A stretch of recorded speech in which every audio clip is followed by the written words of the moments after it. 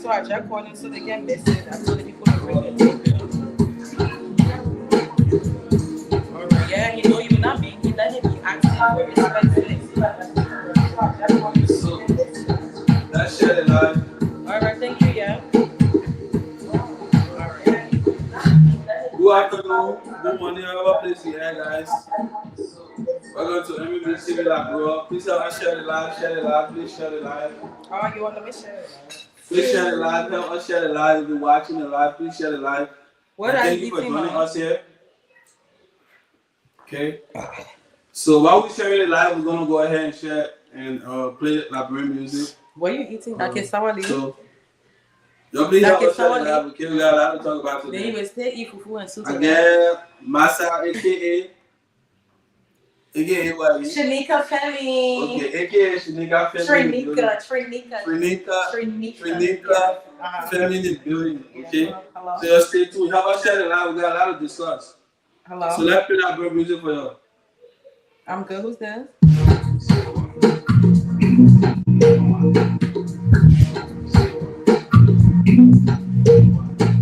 No, I don't.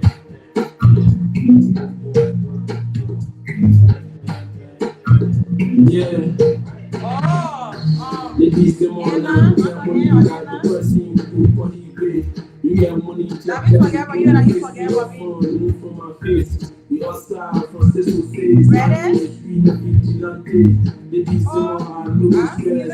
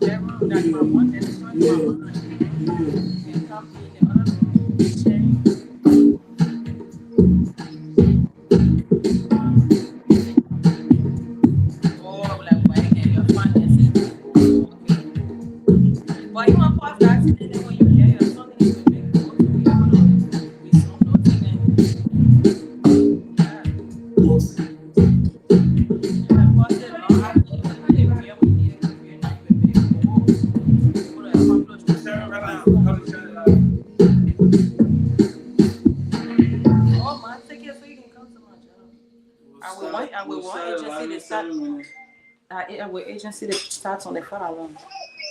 So I'll go. At Virgo, we understand that even The bottom is not hitting on the people. I was every booking is automatically backed by our Virgo Care Guarantee, giving. You ready now, Papa? Yeah, I give me 2 minutes when I get a 10:25 will start. Okay, no problem. I just share the live. Yeah, I'm about to share it. Good afternoon, good morning, whatever place you are. Welcome to MMETVLIBERIA, locked in with LIBD Money, aka Crown Weber. I'm here with one of the biggest entrepreneurs in my city. We're live in the studio today. You know, she have a lot to discuss. So y'all stay tuned. Please help us share the live. While you're watching the live, help us share the live. If you have any comment, anything you want to say during the live, you can comment. If you have a question, comment the question so that we will be able to answer the question. Okay, if we can't answer the question, sorry, we apologize. We don't have answer for everything, you know. But yeah, we'll try. So let's share the live, please. Share the live. Let's go. Just shut it like myself. I can What?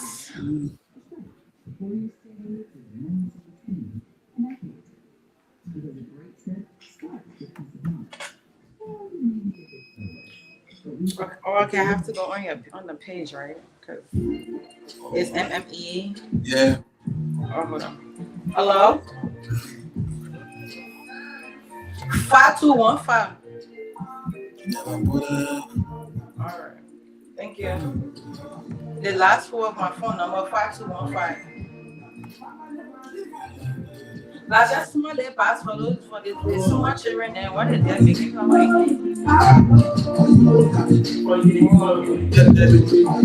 right, thank you. Yeah, my father wanted to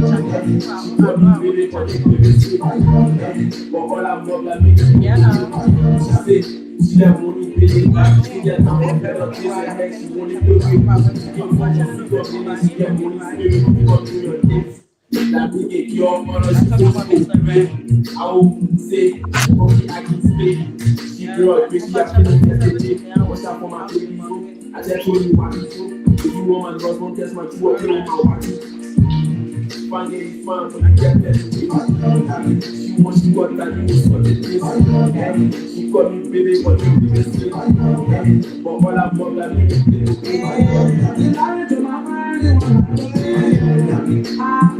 I see it now. Okay, I'm seeing it now. she doesn't get that paper and show her this. Why we don't do first period? Parce que tu m'es font les pas de possible. Assurant des chauffeurs, on s'appelle les camions. Et où elle reste en plateau, la break est sans sato. On a passé les clubs. On est plus en fire, moi il est chaud comme ça. But yeah, you found what you got that way. She wants you got that you for the she got me baby, but you baby. I love that. But all I'm all I make you play. I love that.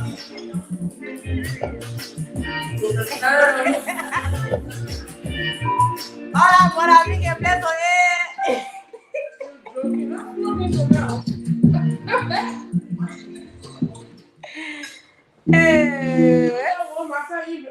on TV, I will find out today. Period. Fucking period. I'm really love my 7. That's not gonna give it a value.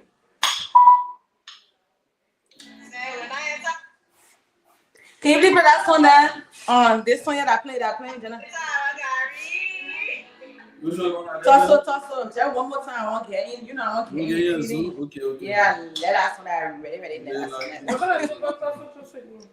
the song you was just rocking your bottle again, you don't know it?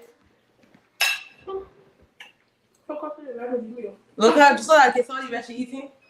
Saturday, 10:30 p.m. Then when you go, we saw the fufu and sweet. Then we're going to the tombs.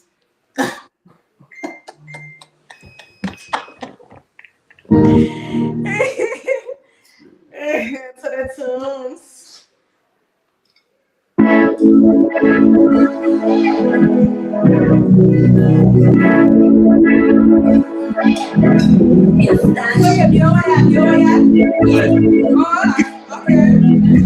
It's Rusty Baby.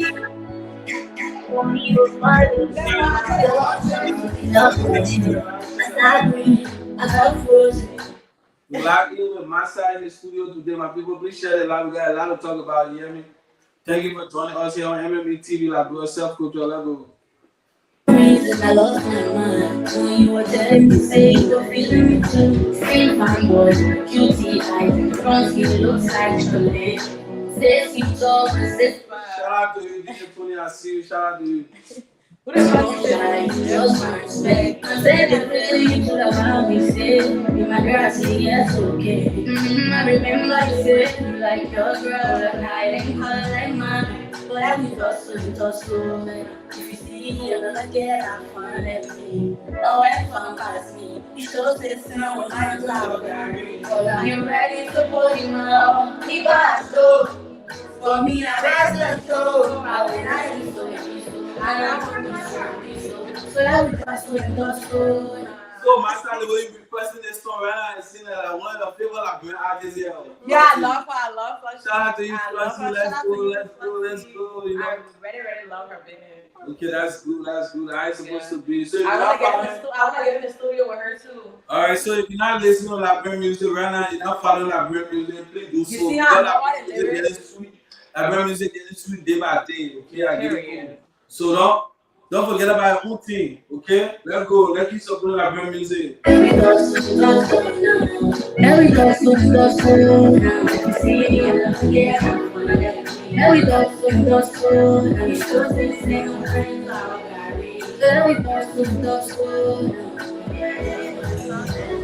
I know you can wait on me, way out from my girl, from the other two.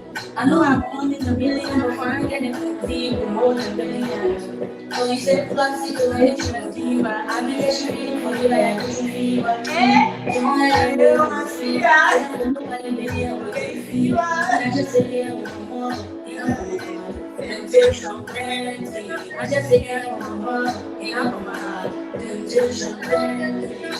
Who's to tell you, tell us that you know how to. Yes, I want you. And I hear them say you be there. Be like pretty girls and but I will touch you. You see, you're gonna get up like me. All that fantasy.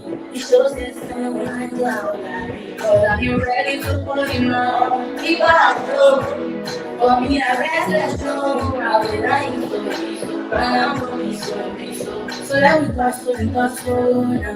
Let me touch you and touch you now. Let me touch you and touch you now. You see, you're gonna get out. Say, oh, I thought I got you. Don't quit saying my Gary. Say, when I thought I got you. Let me touch you and touch you now. I don't even really I know I'm running a million, trying to get it sexy. So we're flexing the best for me, but I think it's so my hair, you don't want to see that. I'm very, very good song.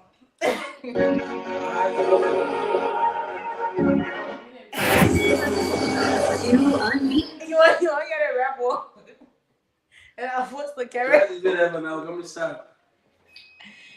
Yeah, we're coming to start. You can't miss any parts of this. Yeah, ladies and gentlemen, good afternoon, good morning, whatever place you are. Thank you for tuning in with us. You know, before we start, you know, I want to play a couple songs real quick, like brand music. Y'all know we gotta keep promoting our own musician, and so let's promote like brand music, okay? Let's go.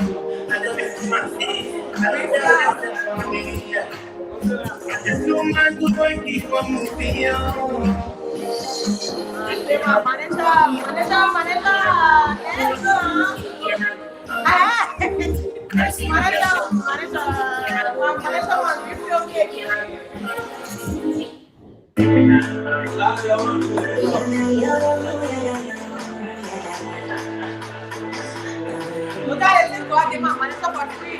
Don't do that with me. What do you mean, I'm not a boy? And I did not want you. That's me, Femi. Hey, Femi, what an answer. What about you? Should I ask you? When I get up, that's me, Femi. That's me. Everything I need, God is good for you to me. You said it down in your home, I don't know what we are doing. Let me fall fool, boy, you still talking my fool. Oh, that's fun, my fool. Oh, that's fun. Oh, that's fun, my fool. Oh, that's fun. Oh, that's fun, my fool. Oh, that's fun.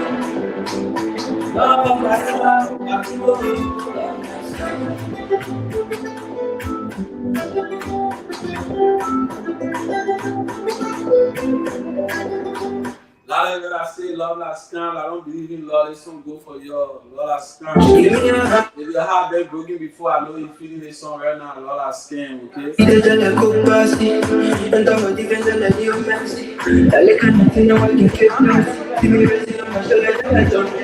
For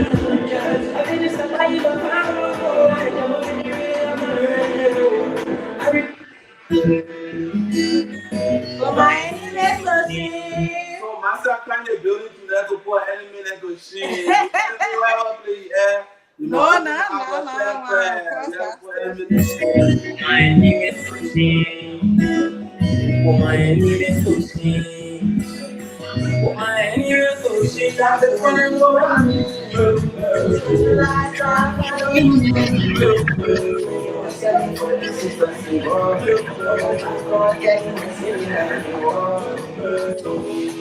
I'm going on the devil with me now.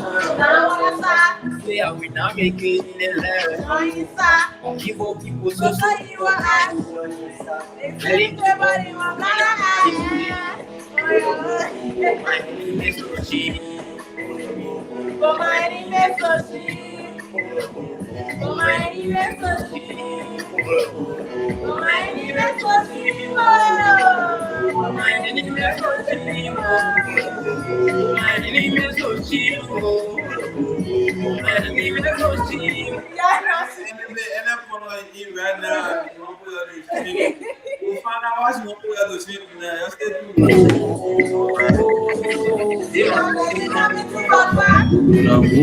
Jealousy, I don't get jealous. In a day, I give you no sugar.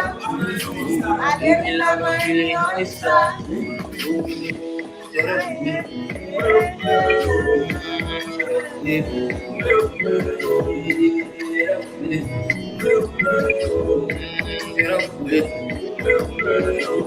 I live in poverty in the home of fall. I love you when I get I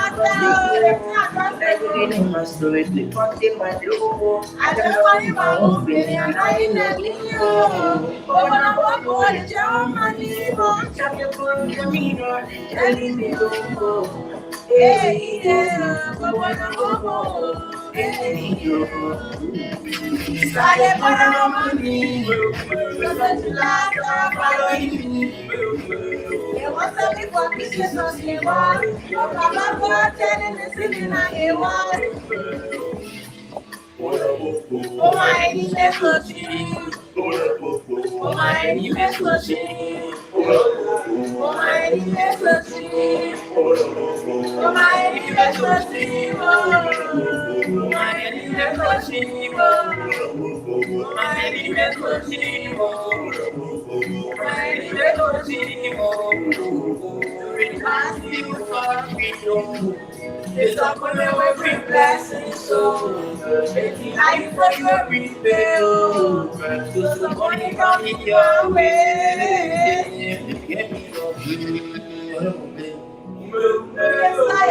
That's right.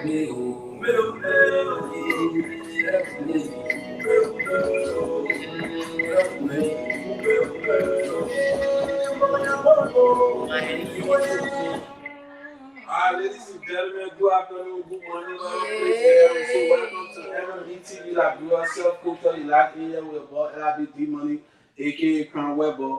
Alongside with I didn't leave a crown. So thank you for being here. Share it live. If you're watching this interview, we're about to start right now. We got a lot of hot topics to talk about tonight. So if you have anything like you have to say, just drop your comment in the comment section or ask your question in the comment section. Okay, we're begging you. Not gonna play no games. We get manager all in the manager not gonna sit in the chair with us. Oh, my manager respect her staff. She not here for the fries. The manager behind closed door. That is so good. One and I just here for the fries. Let's get it started. So, Massa, thank you for coming on MMETVLIBERIA Self-Culture. Thank you for having me. I'm happy what we discuss everything. We talk about everything here. So, thank you for coming. For the viewers that are watching, can you please go ahead and introduce yourself, where you from, and where you currently reside right now? Okay, thank you for having me. First and foremost, I genuinely appreciate you inviting me to your space and your studio. I'm grateful to be here. I am originally from Liberia. I was born in Liberia, and then my father migrated us to the U.S., which we resided in Rhode Island on the East Coast, and then I moved to Iowa May of 2013. Okay. So what tribe are you? Gola and crime. Okay. So you're Miss Gola and Crown. That's good. That's Yeah. good. I wish I was Miss, but me, I ain't Miss. So I don't even know what to say about that one. But we're glad to have you in the studio tonight. So before we start, can you tell all your experience? You used to live in Rhode Island and now you currently live in Iowa. So what is your experience with the year you've been living in Iowa? What would you say are the good things? Can you say some good things about Iowa? Tell all your experience. Of course. To be honest, I genuinely love the economy of Iowa. I feel like it's easier to settle here compared to other states. I feel like two things you can't really struggle for here. One is a job, employment, and the other is a car or like a home. Mhm. I feel like those things are very much easy to accomplish here in Iowa compared to other states. And apart from there, I like the school system. I feel like Iowa is like a good place to raise your family, Mhm. but like when you go out there into the work field, I do feel like it's a lot of racism. So it's hard for like African families to kind of adapt to the Iowa culture. So because of that, we kind of stay within our own environment. Community, Yeah, our own community, the Liberian community, which can sometimes be toxic because we are from a third world country with war and violence. So I feel like because we stay so much within our community, that gives Iowa like a bad reputation because we're known for like drama and violence based on our background. But I feel like if Iowa was more like maybe New York, Rhode Island, Atlanta, like other states that bring all cultures together, where for example like you can party with like the Mexicans, the Hispanics, Italians. I feel like that would really help to seize down the drama within Iowa. But because we're not given that, that's why we just kind of fight among ourselves.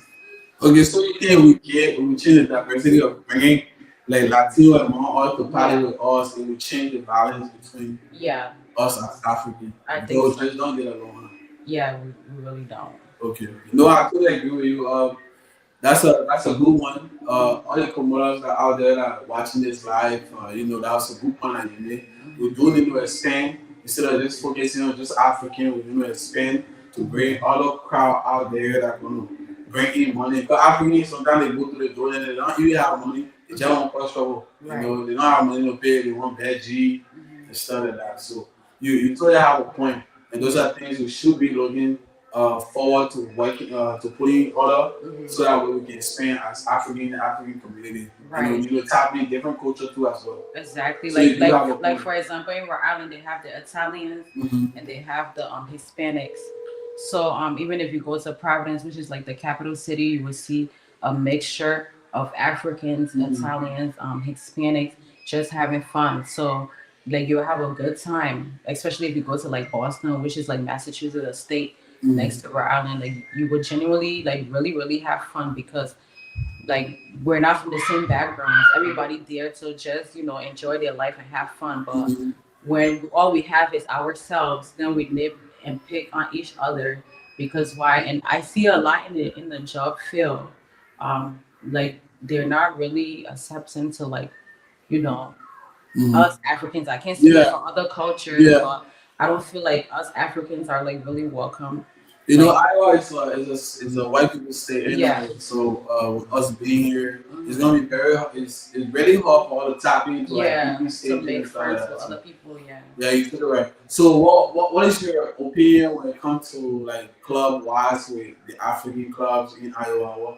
What is your own opinion or what is your thought on that? How you think the clubs are going? The club business, all the banning, all that stuff and then like To be honest, I feel like it's not secure. Like like if you was to go to a club in New York, you would see a bouncer, not just one bouncer, but multiple bouncers. Meaning where if any type of violence was to break out, it's controlled. okay, when you say bouncer, not all the African, all the black people understand English to understand what bouncer is. If like great English, how will you interpret that as bouncer? Speaking of security? Or? Yeah, a bouncer is a security guard. Okay, okay. All Yeah. right. So, but he's not there to like you know, like fight you or attack you. So like for example, if something was to break out in the club, the bouncer would escort that party out of the club, and then the club will continue. Right. But I feel like here in Iowa, number one, they do like pick and choose, you know. So let's say for example, if I came to the door and because I'm a familiar face, I don't have the funds to pay, but maybe I want to have fun that night and I don't pay, and then like you come and you pay, but then you and I end up getting into like an altercation, like you know, like You mean pay for you to get into the club? no, let's like okay, I used to sell food, right? So a lot of people know me. So sometimes, not everywhere I go, I pay. Sometimes I go places, I don't only like not pay, but I'm able to get other people in for free. Okay, How you do that? just being me. Oh, so when people know you, they allow you to go in with some of your guests. Yeah. Okay. Yeah. So say like for example that happens, right? And then you come and you pay, but then in the club, you and I maybe get into like an altercation or something. The fact that I didn't pay, like I would be escorted out. But it's like okay, if you respected me enough to allow me into your your space Facility. to not pay because I'm well known.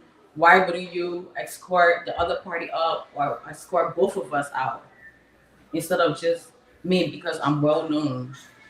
You get what I'm saying? Yeah, that don't make sense to me. Yeah, it doesn't make Because sense. if you're able to go through a door, Yeah, that means you already paid.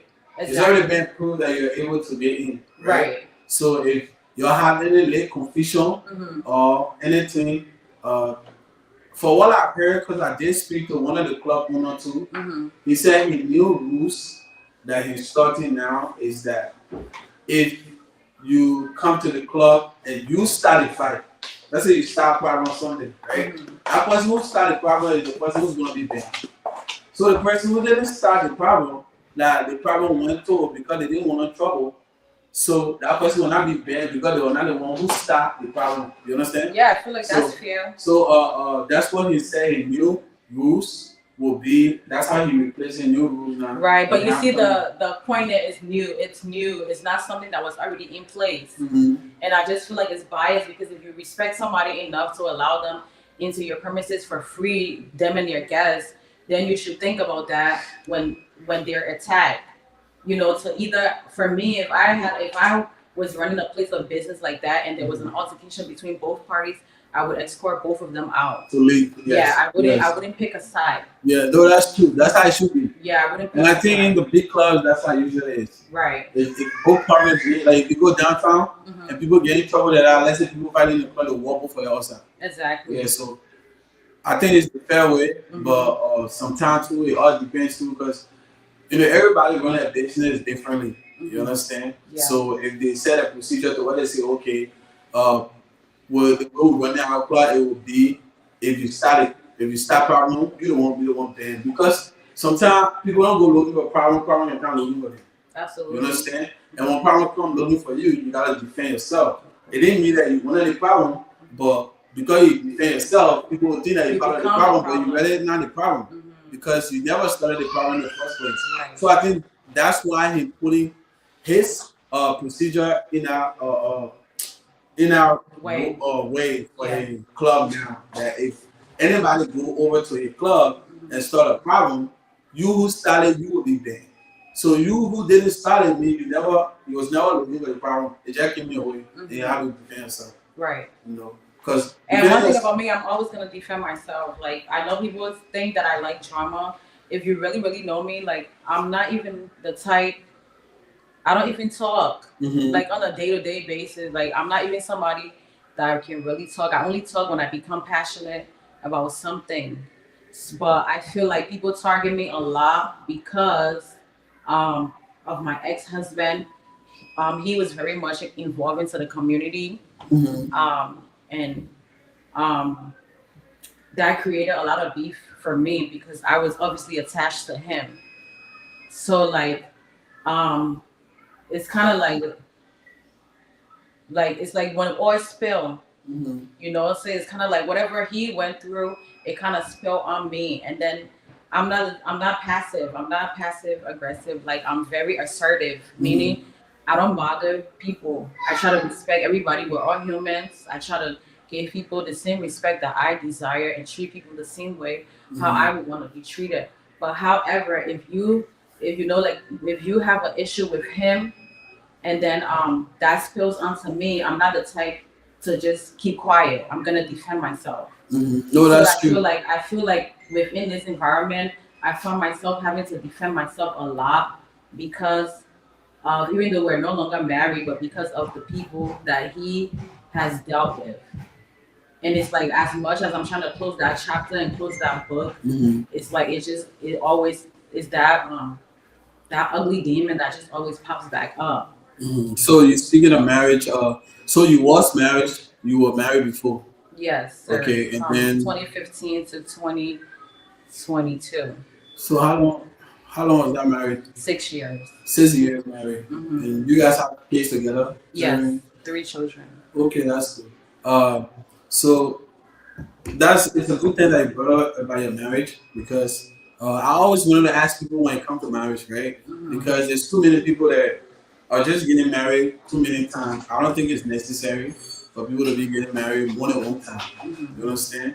If marriage didn't work the first time, what made you think it would work the second or the third time? You know what I'm saying? It can. I feel like marriage can work the second or third time depending on one if you learn from your mistakes that you made in the first or second marriage, and two if you're willing, if both parts are willing and they bring God involved. Of course, marriage can work, but again, you have to be willing to do the work. But it will work after this. The marriage will work in the second trial, but not the third trial. So you can get married for the first time and go through divorce, right? Because why? Maybe you guys wasn't meant to be together, right? Right. That's what you're saying, right? Yeah. And then you move in to the next one, you get married to the next person, right? Right. Which you thinking now this one will be the best one because you're compatible and it's gonna last longer, right? Not even because you're compatible, because at that point you should have done your homework. You should have, sat with yourself and do the work. Like, okay, where did I go wrong? Apart from the other person that I was with, what did I do on my own part? So if you are going into a second marriage, you should be fully prepared and fully aware of what to expect. So I don't understand why it should go to third, fourth, fifth. It's like, to me, it's not that complicated. No, that's cool. You're right. You got a point. That's what you know. No, marriages are not something easy to be in. Right? They're not just a regular relationship. So you got a point. But when it comes to you and your marriage, what would you say was what would be some of your past key in your marriage that you think made your marriage not work that you could advise people on who actually alive or who want to get married? For me, first of all, I feel like the age that I was, 23, I was way too young. I was not personally ready. But the person I was with, them being 7 years older than me, they were ready. Their family was ready. My family was ready. And it's like, my voice didn't have a say. So I feel like I wasn't ready. So the fact that I was aware of that, I didn't value it. I didn't cherish it. And I don't like now. That's why I say you have to do your homework, because after that marriage, I really sat with myself and did my homework, and I feel like now I'm a better girlfriend than I was as a wife. Okay, so I know you said you didn't have a say when it comes to you getting married. So with you getting married in your past marriage, it was something that was already planned, like family to another family. Right. It wasn't on my timing. It wasn't because I wanted it or because I felt like I was ready.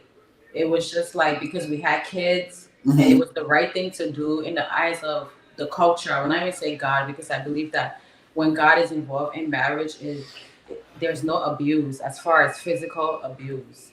So I wouldn't even say it wasn't, I'm not ready to face God. I feel like I just wasn't ready, but because of the culture that we're from, again, a third world country, and children being involved, so it seemed like the right thing to do. But I don't feel like I was ready, and I don't feel like the other party was ready, and I feel like that's why we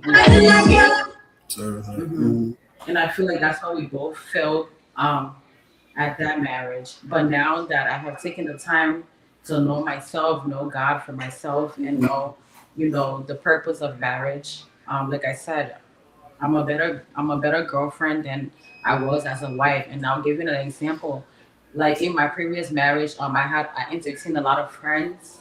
I entertained a lot of things that I wouldn't entertain like in my life today. So you think marriage also have um part to play when it comes to age wise? No, I don't think it's about the age. You don't think somebody 50 or 40 year old going to go get married to somebody who just 21 year old, you don't have it's not a big difference when it comes to getting married to that person? No, because I feel like it's about being ready. A 20-year-old could have spent maybe from age 10 to age 20 researching about marriage, reading the Bible, doing counseling, and just maybe based on their interests, maybe they're passionate about marriage and that's something they study for that period of time. Same thing with a 50-year-old. They could have gone through a divorce and took the time to search within themselves to see where they went wrong, and the two come together and become one. I don't feel like marriage has to do with the age. I feel like it has to do with the mindset. At the age of 23, when I got married in 2015, my mindset was not how my mindset is today. Neither, and I will speak for my ex, neither was his mindset than how it is today. But you was young. The reason I'm asking because you were young at that time. Because you said you was young when you got married. So I was thinking maybe the age has something to do with it because your attention. No. Sometimes when you're young, as a teenager, you think about doing. Young people thinking, "Wow, that 50 minutes already did long time ago. Not doing, you already feeling that." No, And for you me, understand? I feel like from the moment I became a teen mom at the age of 16, in my mindset, I was already a woman. So even I was having children, I was running my own business, and I was working, and I knew what I wanted in life. So you can't say that my age was limiting me. My age was not limiting me because I was an adult living as an adult. I left my father's home at the age of 17. So, but I feel like, huh? What? Yeah, they said no. Go ahead. Oh, the door.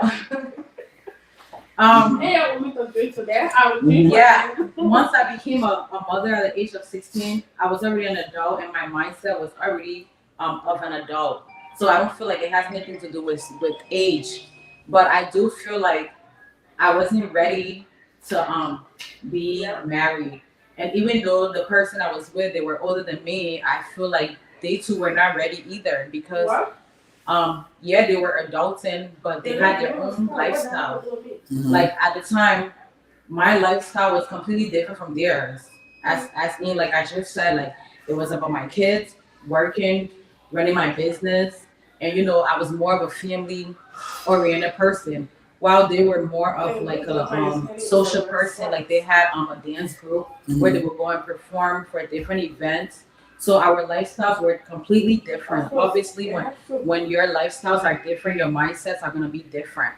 So it's either I was going to pull him into my lifestyle. It's either I was going to pull him into my lifestyle, which was family oriented, or he was gonna pull me into his lifestyle, which was social. And eventually, he pulled me into his lifestyle, and that's where I kind of crashed out and felt like I lost myself. But I don't feel like it's about age. I feel like being ready for marriage is a mindset. All right. So thank you so much for that answer. We'll go ahead right now and just take maybe like a 1 minute break. We get emergency, and so let me just play one like song real quick, and then after that 1 minute, yeah. See, we'll use the rest. We can go ahead. After that 2 minutes, then we can go. So, ladies and gentlemen, stay tuned. We got a topic here. Why she get problem with WADIA? What was the problem between she and EJ Color?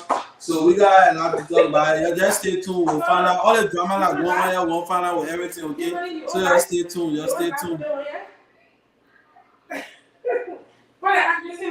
don't actually, I don't know. Anyway, yeah.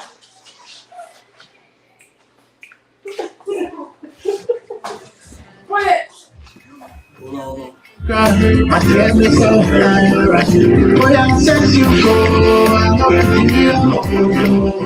Oh, you think I know? Say you still want me in the photo. Can't break my heart. Can't break it. Can't break my heart. Can't play me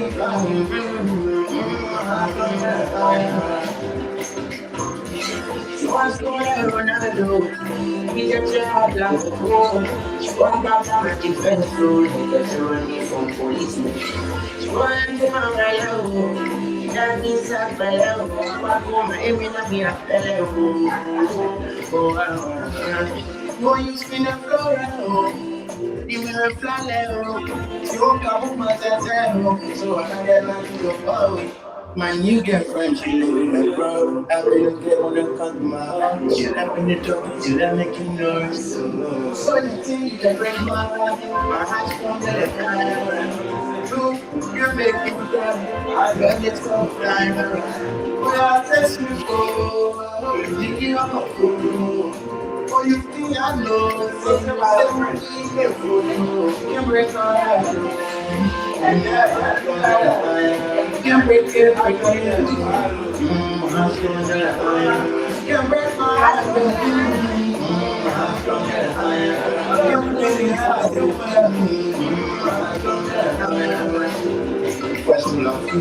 when my happiness is in it, and I want to say it, I want to play with my feet.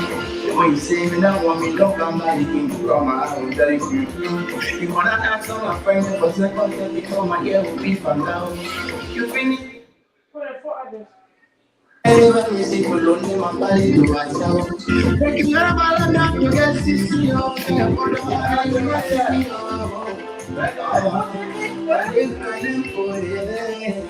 What's that monster? I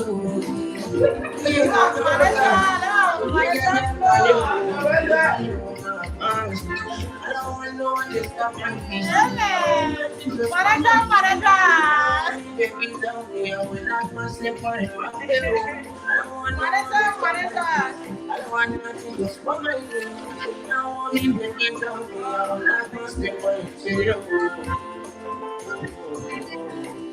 So you think you can break my heart? My heart's gonna let it fly. You make me cry.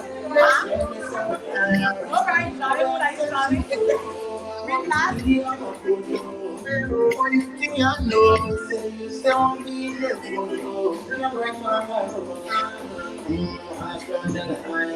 Can't break it. My heart's gonna let it fly. Can't break my heart. Can't play me foul.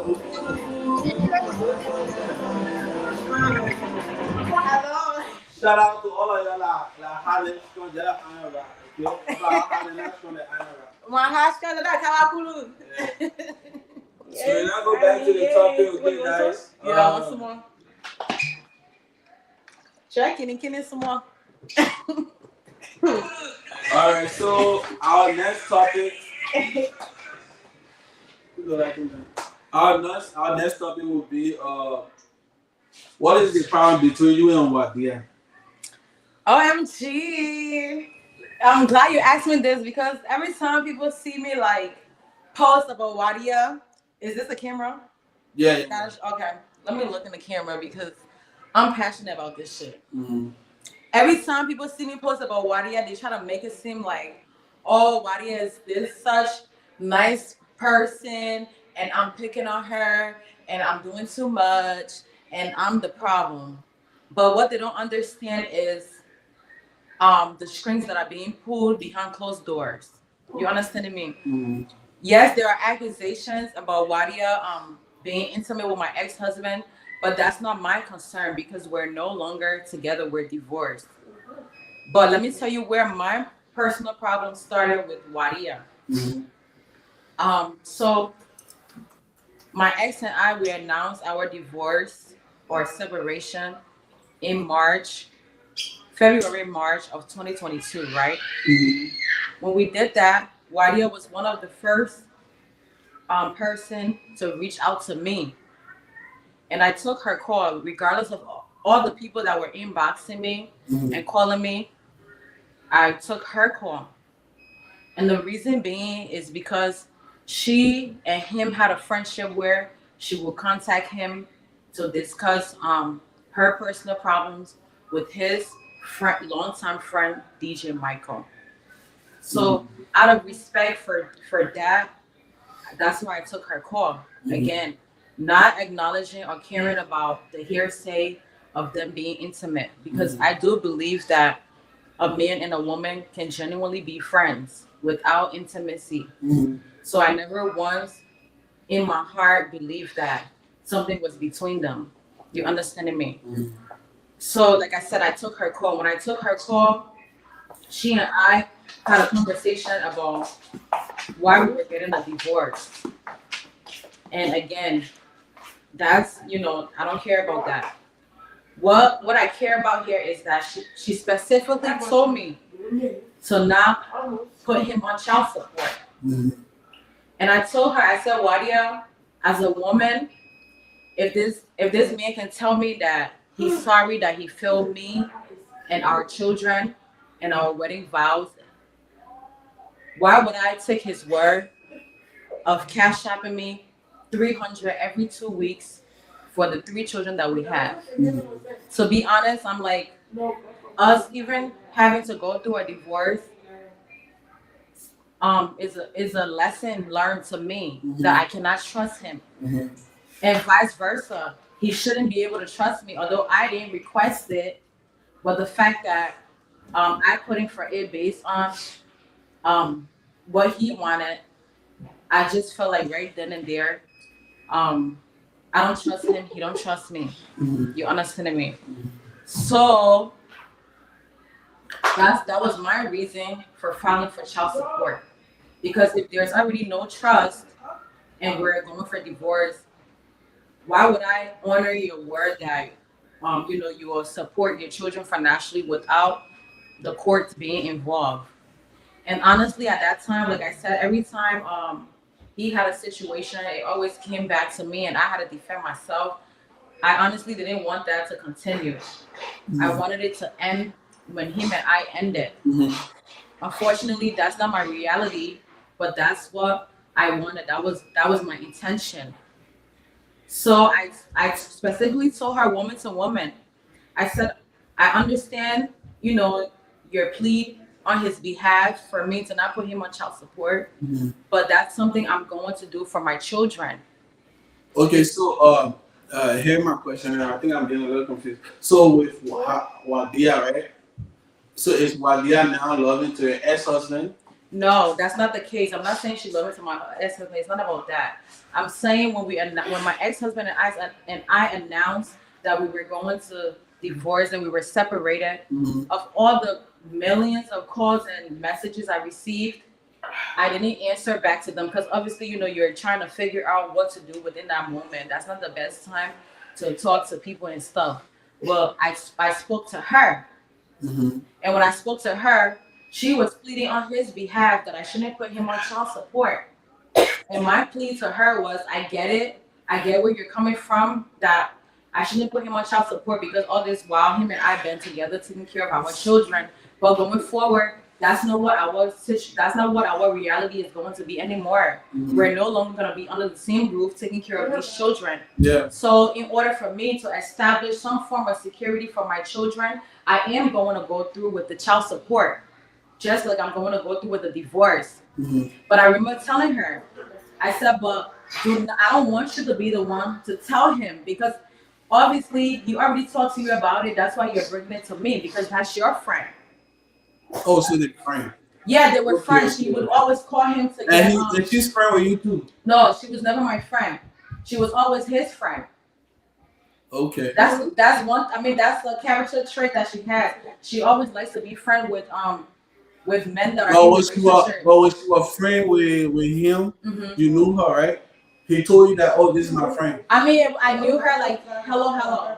But no, what I'm saying is, when your man at that time when your husband was your friend, when your husband was with you, right? He introduced her to you as his friend. Right? No, I met Wadia through my older friend of mine, Eleanor Pablo Lofty. When Lofty Sano and myself were friends, that's when I met Wadia. Okay. So the one time you're married, you never knew they were friends. No, me and Wadia were never friends. She was more of Cargo's friend. Okay. So that's why I understood why she was pleading for me to not put him on child support, because obviously that's something he probably told his friend, like, hey, since she's willing to take your call, or since she's willing to talk to you, can you please tell her XYZ to not put me on child support? But then my counter argument was that I am going to put him on child support for the security of my children. Because if you can fail me and you can fail my children, why would I believe that you're gonna cash out me $300, which was his argument, that I shouldn't put him on child support. He would cash out me $300 every 2 weeks for the children. For me, I couldn't trust that. So my problem here with Wadia became when she called me and I told her, I said, Wadia, I'm going to put him on child support, but it's for our children because I don't want problems. And I specifically told her, I said, do not tell him, because the way in which you would tell him as a friend, he will not understand that it's for our children. But the way in which I would tell him, he will understand. Because obviously, if a man sits you down after moving you from different states, if a man sits you, which is what Cargo did, sat me and our children down and basically told us that he's sorry that he failed us. After moving me from state to state, you've hindered my career. Like, I could have been a nurse already at this point if I didn't move multiple times with you, all in the name of family and marriage. Like, after so many sacrifices, you told me basically you were sorry that you failed myself and our children, regardless of the cheating allegations. Because one thing about me, I'm a real ass bitch. After 6-7 years of taking physical, mental, emotional abuse, I sure the fuck did cheat back. But I didn't cheat back in hiding. It was something that I told him about. And he said he accepted that because he understood that he provoked me. But we should move out of the state of Iowa to try to savor this marriage. So when we moved out of, for me, I don't run away from my problems. I told him that was not going to be the solution, because you have to deal with whatever it is, whatever your flaws are, whatever your demons are. You have to deal with it within yourself. It's not about your environment. It's about you. You can move from here to Africa. If you're a liar, you will still lie in Africa. If you're a cheater, you will still cheat in Africa. You can move from Africa to Japan. If you're a killer, you will still go kill in Japan.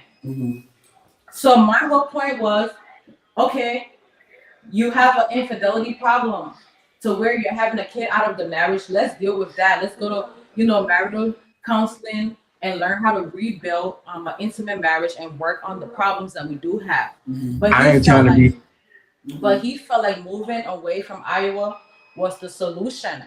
So when we moved Georgia and it didn't help, that was when he sat us down and said he's sorry that he failed us. So me now, as a woman and a mother, I'm not gonna, trust that person to be able to financially help me with our children, especially if we're not together, especially if we're not having a joint bank account anymore, especially if we're not living as a married couple anymore. I'm not gonna trust that, which is what I expressed to her. I said, I don't want you to be the one to tell Cargo that I am gonna put him on child support. I want to be the one to tell him, because the way in which I would tell him, I'm telling you right now as a man, can you kind of get where I'm coming from?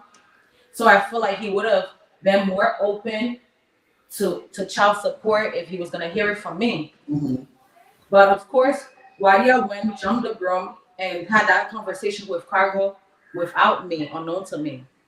So right away when Cargo called me, like spazzing about it, oh, you're going to put me on child support, all that stuff.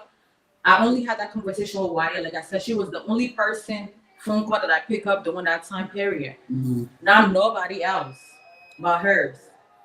So when he called me being upset about that, I knew that it came from her. So when I called her, instead of her being a woman to say, you know what, I'm sorry that you confided in me with this information, and I went and told him about it, or I didn't wait on your time for me to discuss it with him. You know what she said?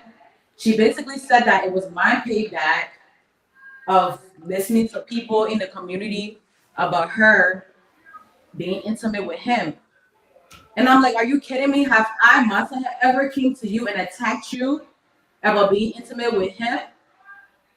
Before you were like, it's like that deceitful shit. Like you've been keeping things in your heart, and now you want to use this situation as a payback for what you've been keeping in your heart.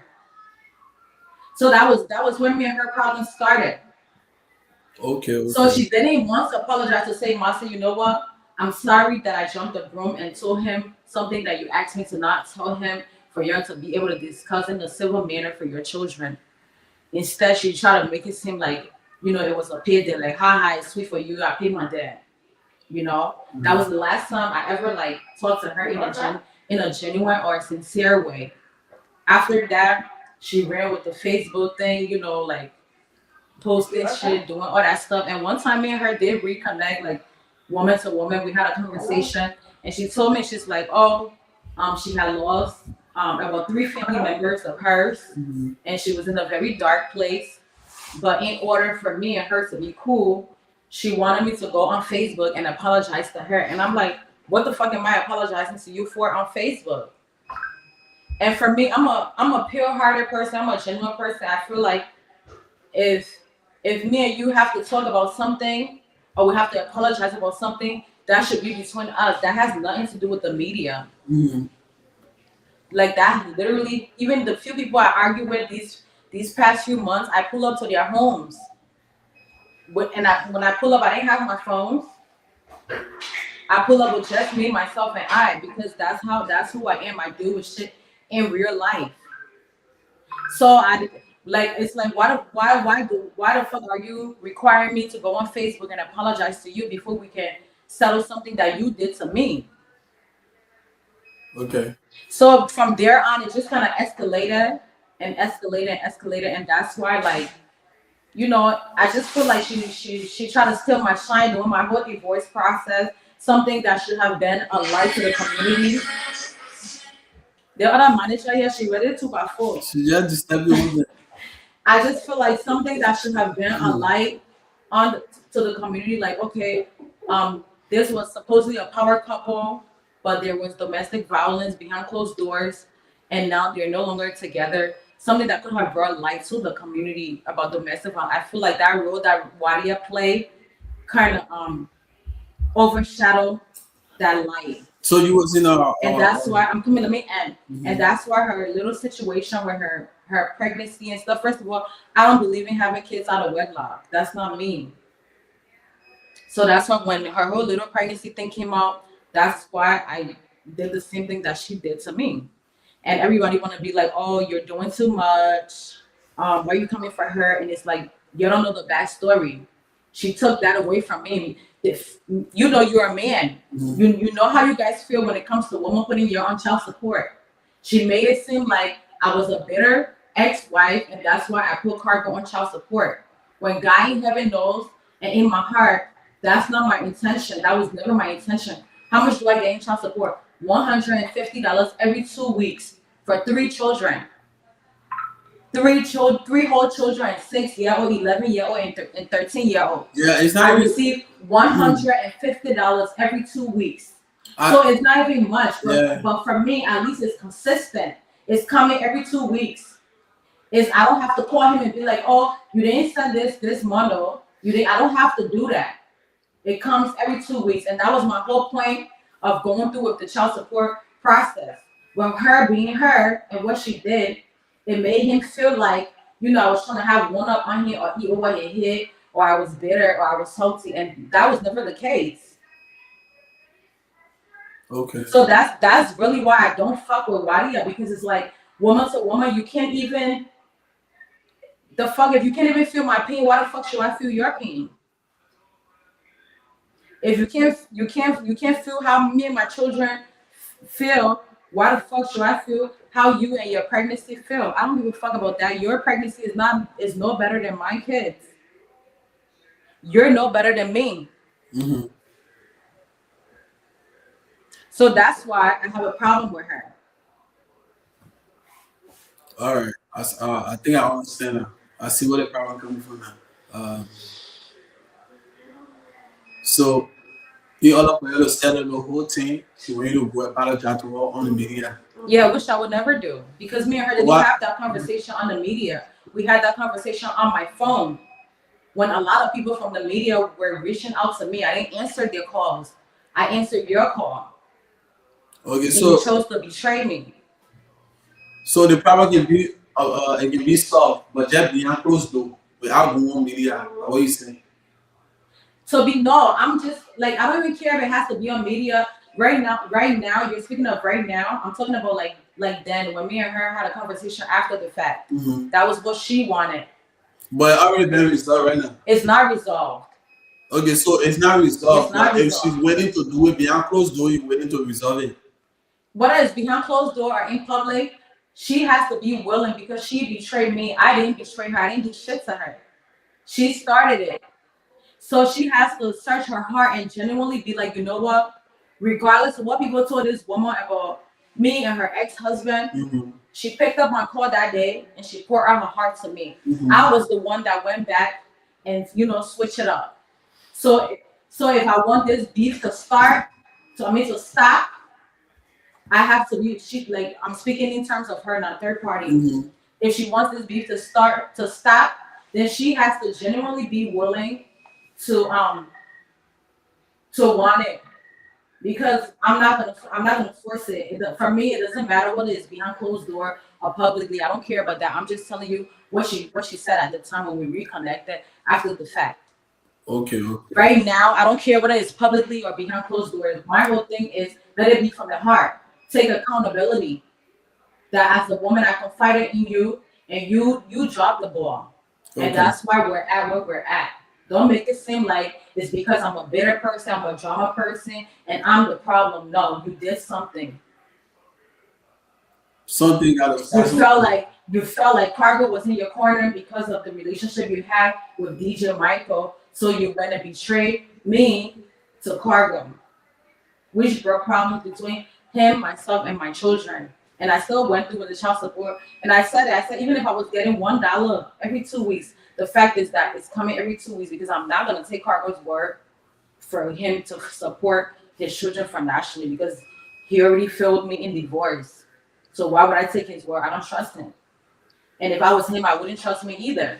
Like I keep it 100. He shouldn't trust me, and I'm the same way I don't trust him. Okay. But my point is like her being the middleman, she played a negative part in it. And until she can take accountability for that, I'm not gonna be willing to address it with her, whether it's behind closed door or in public, because I need her to understand what she did that made me to be in the position that I'm in right now when it comes to her. Okay. Yeah, that makes sense. Okay. So I know I seen a lot of drama on the media, mostly too about you and other people. And I know I saw you and EJ Color. I saw you posting EJ Color. I don't know what the situation was, but I always wanted to find out because I remember once EJ Color reached out to me and said, "Oh my man, Massa, I don't have no problem with her, but I don't know why she did posting me." So why he reached out to you? So we come in here with friends. We play together like football. We play soccer together instead of that. So I said I don't know myself like that. But I think one day I even asked her, "What's the problem between you and EJ Carter?" Because for what I was told was that he don't have no problem with you. So what was the problem between you and EJ that you're posting everywhere and telling people and saying stuff about that? What was the problem between? What was the issue between you and EJ? Was it you and EJ, or was it just EJ? Somebody close to EJ that was causing the problem, but he decided to put on a head. To be honest with you, like I don't really know what the problem is because EJ Carter and myself, we've had, if I'm not mistaken, maybe 2 to 3 conversations outside of the public. And again, it's never really a personal issue against myself and him. But I feel like the people that he's around, like maybe Wadia or his wife or his circle, I feel like they influence him a lot. Because let's say you see me at Safari, right? And you come to me and you're like, yo, what's up? You're doing this on my name and stuff like that, and I pour out my heart to you. That's one thing about me. Like I'm not gonna do the fake shit. Like I'm gonna tell you how I feel, what you did, what you didn't do, how I feel about it. But let's say I tell you, then you go sit with your circle and they downplay whatever I just told you. Now it's up to you now to discern, like, damn, was Massa really like telling me the truth, or should I listen to my circle? I feel like that's kind of what happened with EJ Carter. Me and him have had multiple conversations one-on-one where it's never really an issue between him and I personally. But then when he leaves that conversation and he goes and sit with his circle or whoever he sits with, he'll go and block me on social media. Like, first of all, why are you inviting me to your soccer game as a vendor to sell, even telling me to keep a plate for you, but then the next day you're blocking me because of your circle? For me, I don't respect that because, like, I'm a real ass bitch. I don't care if my mom and you got a problem, that's between you and my mom, not me and you. And I'm gonna be by your side and by my mom's side to say, look, whatever problem you get with a person, that's between you and them. It's not between me and them. Because yes, because I serve the God Almighty. My loyalty is to God. God can use me as a peacemaker between two of you. But if I choose a side, how can God use me? Right. So I feel like that's what EJ Carter really been doing. Like he been like playing the middleman. So you think like he genuinely don't have a problem with me. I genuinely don't have a problem with him. But because of his loved ones or the people that he's around, like he has to move or act a certain way towards me. And one thing about me, once I peep that, I'm not the type to chase anybody. Like I don't chase nobody, not my kids, not my mom, not my dad, I don't care, like not my friend, I don't care. I don't chase nobody but myself. So once I peep that you want to move in a funny or weird way because you're basically conflicted between what's real and what's not, I make the decision for you. And I draw the line and I stay the fuck back until maybe God can reveal to you that, okay, this is what it really is. And then if you approach me, yeah, I will always be willing to talk about it. But again, actions speak louder than words. I'm going to watch how you move. So like I said, me and EJ Carter, we've had multiple conversations one-on-one where there's really no beef between us. All of this derives from WADIA. Yeah, so okay, if we talk about it, we're cool. And then because you're around XYZ, you go and block me on Snap or Facebook. Like I'm not gonna see you in person like, hey, what's up? I'm gonna remember that you blocked me on Snap and Facebook after we already had the conversation that we're cool. And I'm gonna fall the fuck back. So whenever he blocked you on Facebook, have you guys follow each other again for you to ask me like, oh, why you blocked me on Facebook? Of course, after his last year's soccer game where he invited me as a vendor to sell food. I personally didn't sell food. I had one of my aunties sell her food. I gave her the contract because I wasn't prepared.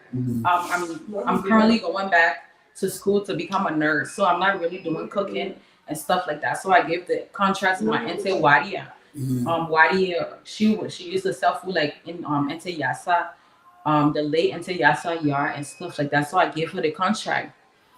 So after that day, he had blocked me, and I felt bad. When I say I felt bad in the sense like I didn't question it. I next saw him after his wedding at Safari. And I didn't approach him to say, oh, congratulations, or to do all that extra shit because, like I said, I'm a pure-hearted person. If you didn't have blocked me, even if you and your people have conversation behind closed doors and you're not fucking with me, don't let me know because me and you just had a real heart-to-heart conversation. Mm-hmm. But the fact that you let me know by blocking me, that's why I felt all the way back to where when I later encountered him at Safari on his wedding night, I didn't approach him or congratulate him or say shit to him. Okay, but deep down in my heart, was I happy for him? Yeah, I helped one of his best men to even DoorDash for his wedding. I would never, knowing me, I would never do that if I had animosity towards him. Mm-hmm. But it's kind of like I can still be myself without having to deal with you directly. Okay, nah, it makes sense. That's good. That's cool. That you have that sweet type of heart. They say you can hear a lot of rumors also from people there about somebody, but it's better that you ask that person yourself, for you don't know. Right. If everything you've been hearing from everybody, if it's really true, because us as Liberian, I would not even say African. Mostly Liberian people, they let them put their own tea in somebody else's tea. So if you have a hard tea, they'll put their own thing. If they hear small thing, they'll tweak it, put their own inside and turn it to another person to carry it. You understand? So that was why I decided to ask you, because I know that only you know what the problem really was between two of you. So now that you said that you don't really have a serious problem, and just because you was black and you feel like, oh, because he black you, so you feel like maybe you need to stay away from him. Exactly. So that was maybe why you made a suggestion of staying away or not having nothing to do with it, which is okay. I feel like that's how people should react. If somebody black you, there's the reason why they don't want you around. Exactly. Or if you see that you can ask them, it's okay. Because maybe it might not be the one who black you. It might be somebody who, it might be their girl, it might be their wife, it might be, somebody else who black you. So I want to ask you, when you met him, did you ask him why he black you? I never approached him on that. Yeah, because you never know who black you. It could be somebody else who black you. That's so true. sometimes when somebody black you, and like you said, you already have a good conversation behind closed door, and the next day somebody black you, you should be wondering like, okay, but wait, why would he black me? Because you just say you're confused. So you ask that question and let him give you the answer why he black you, or if he was black. Maybe you not even say you're black, So yeah. But that's good. That's good. Another question that I have for you, I noticed that you did a recent surgery, right? So your recent surgery that you did, what was the recovery process of the surgery that you just did? Okay, so I had a lipo 360, which is basically where they suck the belly fat from your stomach, your sides. Like, why is my manager laughing right now? Like she feel like the thing I go feeding for, go give it to her naturally. So that's funny thing for her laughing about. So she laughing at me.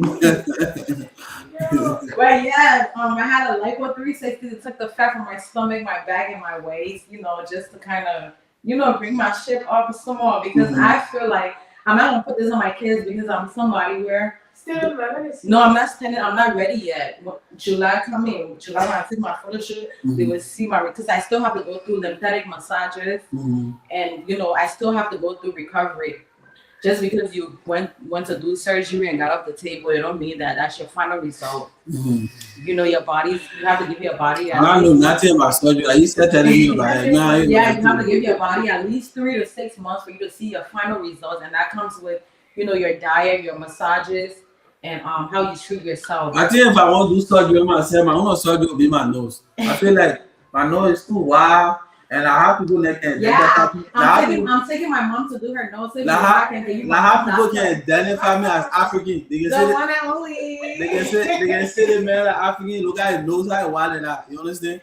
So yeah, I think that's what I would do. Yeah, I'm taking my mom to actually do her nose next year March. So when I find her a doctor and she goes through with that successfully, I would definitely recommend you to that doctor. Okay, but I had lipo 360, which is where they took the fat from all around my waist, my stomach, my back, and my sides, because I went through a period of depression, doing divorce, where I gained like a lot of weight. And I just wasn't feeling myself. I just wasn't feeling myself. Like I was sad, like when I look in the mirror, I'm like, who the fuck is this? Like I don't fuck with this, So like Like everybody try to stop me. Even her over there, my manager, she tried to put some movie on to say, oh, somebody went and did that surgery and something happened to them.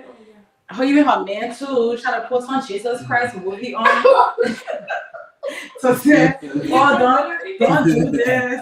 I'm like, yo, I don't give a fuck.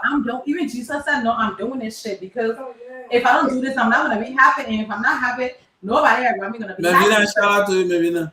If I'm not happy, nobody around me gonna be happy. I will cuss everybody every day and night. You know what I used to do? While I was depressed, I would wake up in the morning, I would smoke my blunt, I would eat, I would sleep. Even I go to work set, I would walk out of that working place. I walk out of so many jobs.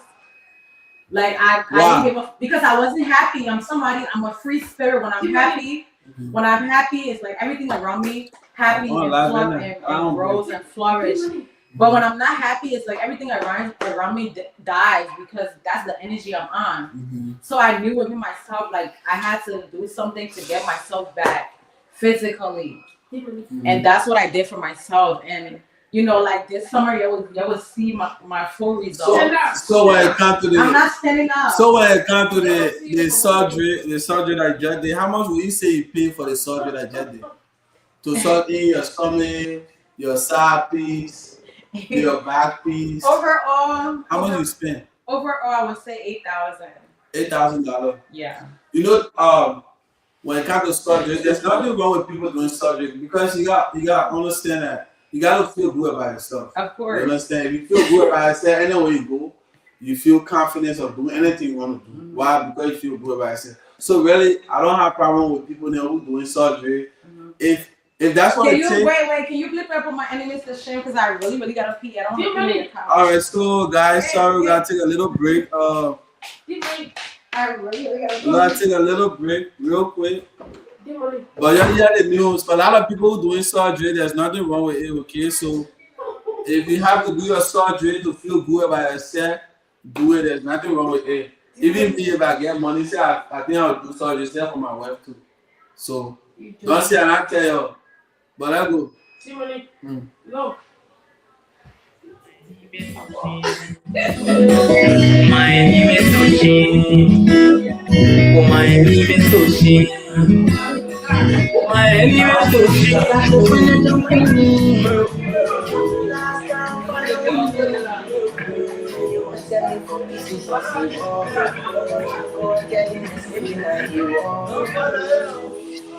I'm moving up with your one criminal.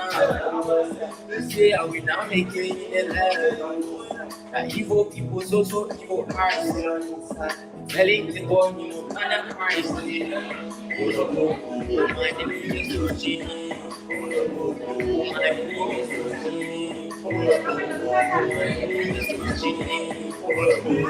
My enemy is so cheap. My enemy is so cheap.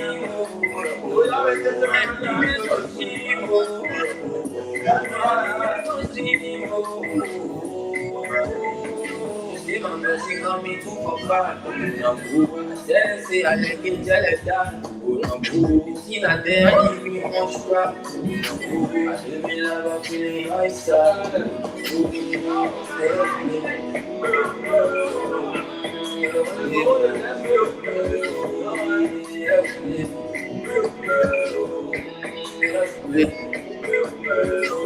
I didn't want my pain, oh my fool. I got it when I took it across the road. I didn't know my story, the back to my door. I got money in my own baby, and I didn't let me go. But when I'm a boy, down my door, got the boy for me, telling me go. Hey, yo, boy, I'm a boy. Stop the corner, no money. The last time following me. 74 pieces of silver. I'm going to tell you this every night you walk. Oh, my enemy to cheat. Oh, my enemy to cheat. Oh, my enemy to cheat. My enemy to cheat. My enemy to cheat. My enemy to cheat. My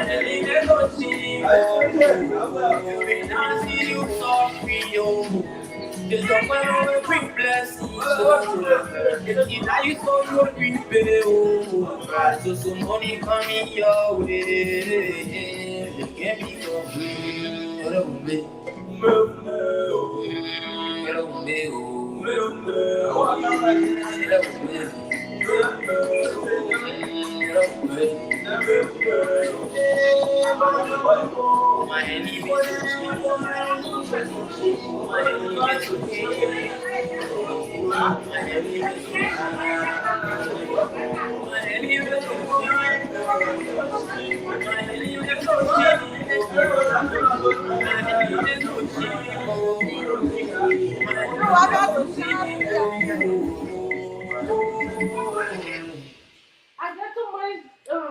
Is it just the way did you make this bigger because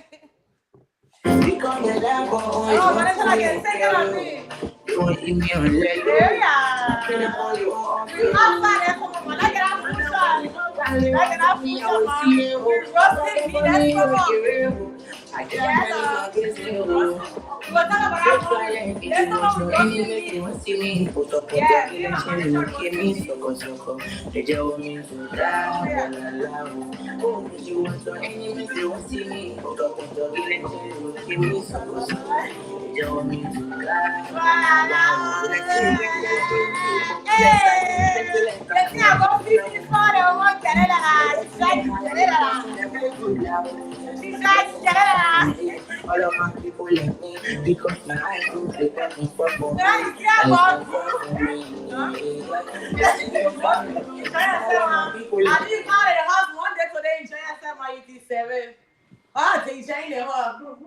doing your show, my you. Most of them being able to pushing hour, they showing that you about their stuff. Alright, ladies and gentlemen, so we take a little bit of break.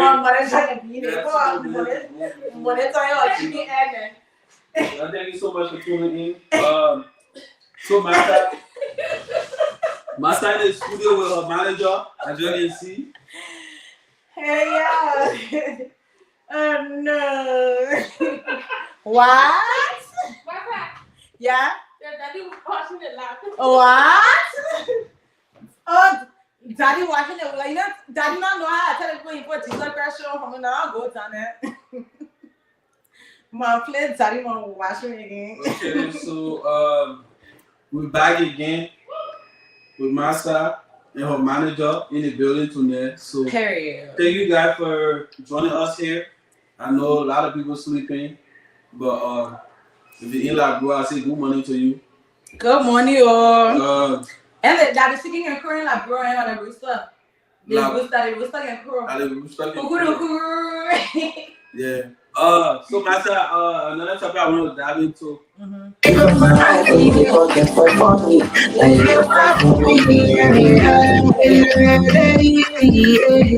Since you said you did surgery, so for a lot of y'all out there that are doing surgery on your body or you never done it before, don't ever be afraid to go out there and do your body. It's okay. You know, if Nicki Minaj then, Cardi B then, you know, Drake then, Chris Brown then, all the influencers that y'all looking up to or people that y'all looking at every day that looking, find your album and you know, that all of them came with that body that on them. They have to fix their body to look good, to feel good by themselves. To rebrand themselves. When you feel good by yourself, you want to do, you're not shy, you're not ashamed of going anywhere you want to go. You understand? You're not ashamed of wanting to do what you want to do because you feel so much good about yourself. So there's nothing wrong with doing your body.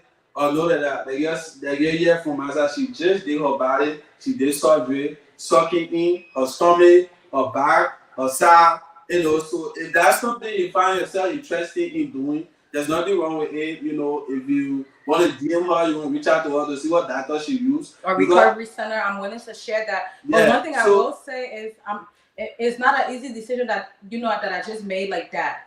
I tried 2023, I tried 2024 and 2025, and it finally happened for me 2026. And so I will not just advise anybody to just go and do it. For me, I got to the point where I was just like, God, I don't want to live like this anymore. I don't want to have to wake up every day and smoke a blunt every 2 hours because I don't feel happy or within myself. That's first of all, that's not even who I am. I don't even recognize this person, So it was like do or die, basically for me. Yeah, and that's just what it was. So it's like you were there to the time. It's like you were there until it I was scared. Up, like, Yeah, I was scared. Like my cup got full, and I was just like, you know what? It's either I'm gonna do it or I'm not gonna do it because I'm not gonna continue to live like this. So anybody that wants to take that journey of surgery route, I would genuinely say like, do it with God, because me doing it with God, I wasn't scared that day. Like I was happy. I was happy about everything. Like I went, even my recovery lady, the lady that took care of me. Like I can even recommend her to everybody. Like she was like, wow, like for your first time you did really well, because it's like something that I have been preparing myself for mentally and emotionally. Because I really was afraid, at first. Okay. Yeah, I really was scared. It's a scary thing because you're being put to sleep. You don't know if you're gonna wake up, and even when you do wake up, you don't know the kind of pain you're gonna go through, if your body can handle that, and how your recovery is gonna be. No, I totally agree. But it took me like 1, 2, 3 years to really build that relationship with God, for me to feel secure. Like when a woman is going to go give birth, if you've given birth, for the first time, your second or third or fourth time going, you're not really scared. So that's kind of how it was. Like I wasn't really scared. I felt like I was going to go give birth to my new body, because why I have built that relationship with God emotionally and mentally. Okay. So everybody, you get a message from Massa. If you're out there, like she said, you gotta feel comfortable. You gotta feel confidence in yourself. Like you're willing to do the surgery, and so if you go do the surgery, you'll not be there regretting why I came here. I think there is a mistake. No, you gotta be fully prepared. When I say fully prepared, your mindset gotta be ready. Your whole body gotta be ready to go do surgery. Okay. And like I said, there's nothing wrong with anybody doing surgery, because all the people that you see out there that feel good about themselves, they were not born with that body. A lot of them face their body to get to where they are. So most of them, except for my manager. Most of them, okay, but people that not face their body will say less percentage of people they not face their body. Right. So, but there's nothing wrong with it. If you look good, you feel good about yourself, like all I'm okay. My next question to you is, how is the relationship between you and Philippi? I know Philippi is one of the female promoter in the community of the one Iowa, and she been promoting. I don't see a lot of female promoter, that do shows out here. So I always try to tell her, she's doing good, because with her being a female and getting involved into promotion and try to do stuff for the community, it's a big shout out to her. But I don't know your relationship between two of you. I know one time you had a problem, but I don't know how long it lasts for and how you handle that problem. So how is the relationship now with you and Philippi? To be honest with you, Philippi and myself, we're both from Rhode Island, and I'm not gonna sit here and sugarcoat anything or lie about anything. Back in Rhode Island, we were not friends. If anything, I was more so. I wouldn't even say friends. If anything, I was more so of an associate to her older sister, Sonia. And she was more so of an associate to my little sister, Faithlin. But however, the fact that we both found ourselves in Iowa here, I try to fill in that gap in her life as her older sister, Sonia. And she tried to fill that gap in my life as my little sister, Faithlin. But for me, anybody that know me in my day-to-day life, I'm a peaceful person. Like I'm a peaceful person. Like I wake up and I seek peace. I seek my goals, Mm-hmm. and I talk about things that I want to accomplish. So when Philippa and I linked up, it was over. Um, when I think it was a wedding that happened during the summertime Mm-hmm. where one of her kids' dad, his significant other was down here, and I think they were trying to like gang up on her. So I personally empathized with her because I felt like emotionally, you know, this is your second baby daddy. Everybody look forward to like I stated earlier, I don't believe in, having kids out of wedlock. Mm-hmm. So I kind of felt for her as a woman that emotionally this is your second baby daddy, and this is probably the person you was hoping to settle down with, to be a father figure, not only to the kid that you have with him, but to your other children. Mm-hmm. So I empathize with her when she and the other party was going back and forth. That was something I would, like I said, I only get dramatic if I'm passionate about something. So through that, that's how she and I kind of try to build a sisterhood or a friendship or try to get to know each other, but it's not something that was already there. And when we try to build that, I noticed certain things about her that didn't sit well with me. Like for me, like even though people see me, they're like, oh, you're so beautiful, you're this, you're that. Like I see myself as a human. Like my mom always refers to me as an earth angel because I'm very humble. Mm-hmm. Like I don't care how old you are, what you look like what's going on in your life. If I like you, I like you. Well, Philippa is like very like all like alter ego like. And me and her have had this conversation before where I'm like, it's like you're trying to, live your alter ego, and we're in real life. We're not in a fantasy. Mm-hmm. So sometimes she may judge people a lot based on what her mind tells her. And I'm not like that. If I see you, I like you. Like I don't care where you're from, what you did, what you not do. I like you. I like you. That's all I care about. So she and I like got into we got into an argument because she was like, you know, basically you're that bitch. Like you're like a big chula, like people say. Mm-hmm.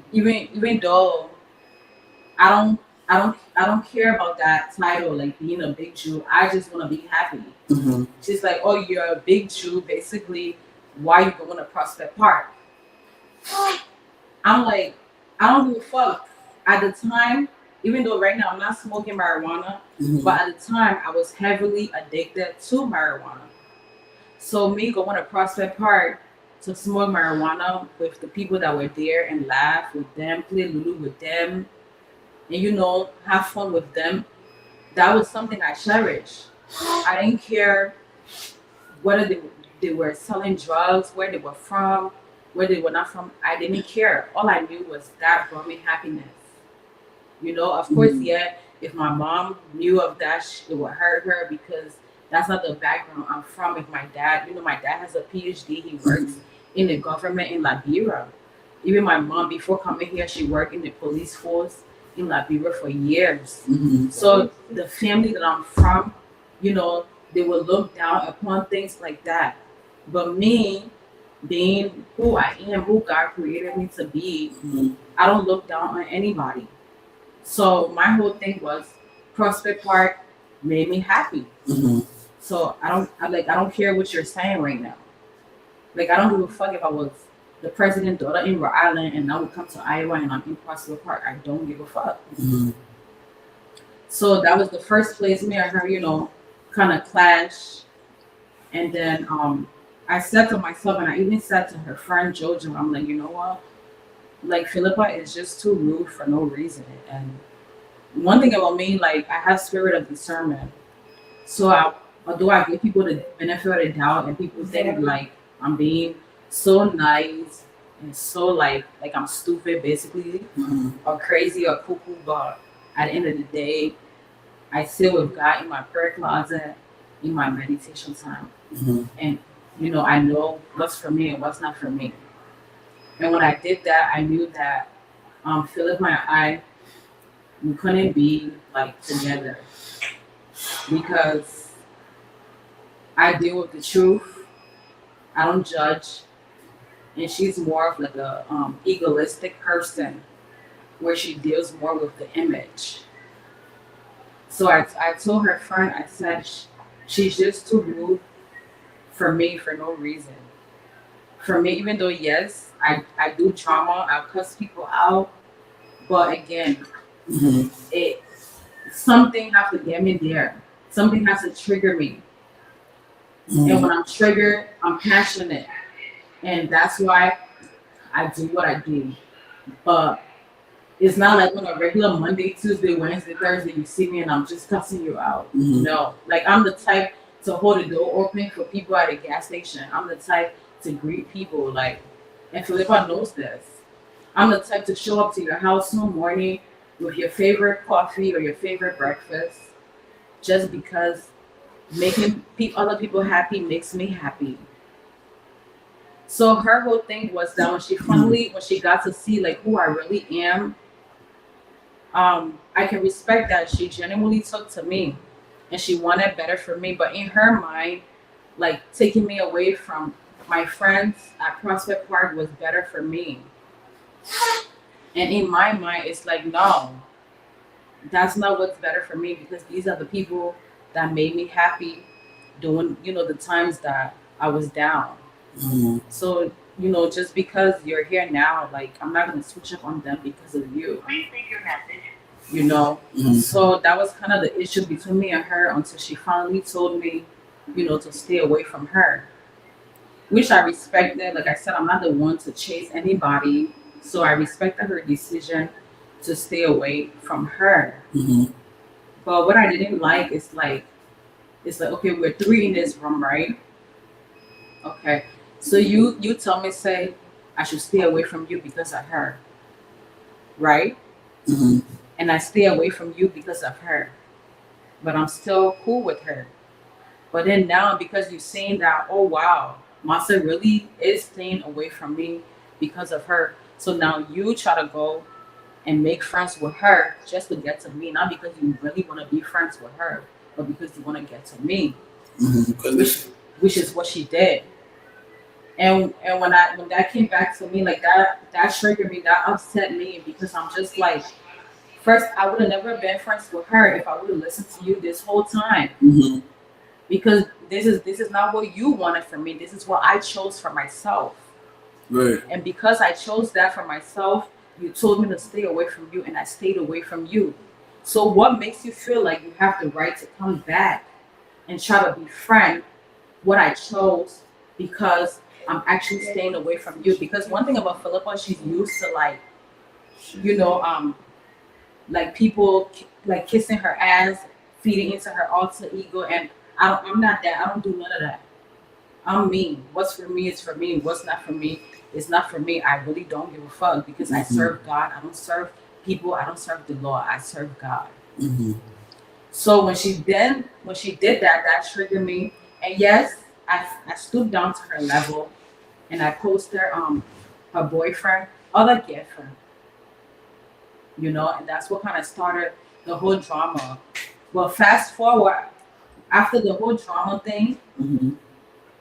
The first thing I did was I pulled up to her job at Safari. I'm not talking about like like her CNA job or whatever. I pulled up to Safari. Are you listening? I'm listening. Okay. So I pulled up to Safari. So basically stand on business. Okay. All right. And, But are you guys cool right now? No, we're not cool, but let me get to that part. I pull up to Safari to stay on business. She didn't go that night. Cool, whatever. A few days later, I pull up to her house. I pulled up to her house and I said, you know, with everything that going on or that went on, I'm not a fake ass bitch to sit here and say that the time or the moments that I spent with you, you know, were not real or were not genuine. Right. But with the place it reached now, we just have to fight it out.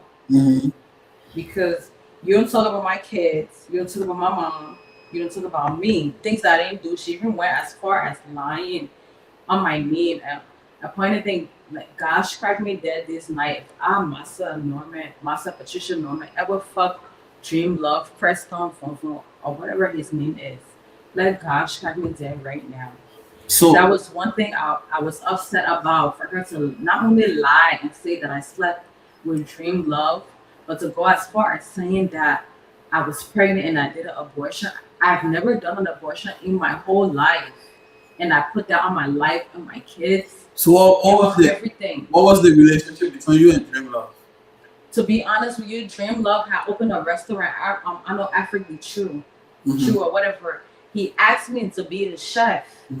But when I came in, he could only pay for one chef, which he chose to pay his mother-in-law, the person he was dating at the time, Cynthia, her mom. And I respected that because, like I just told you, like, I'm a retired chef trying to be a nurse. So it's not really like I'm fighting to really be a chef, you know? So I respected that. But even that lady, her mom, Patricia, she felt some type of intimidation when she first saw me.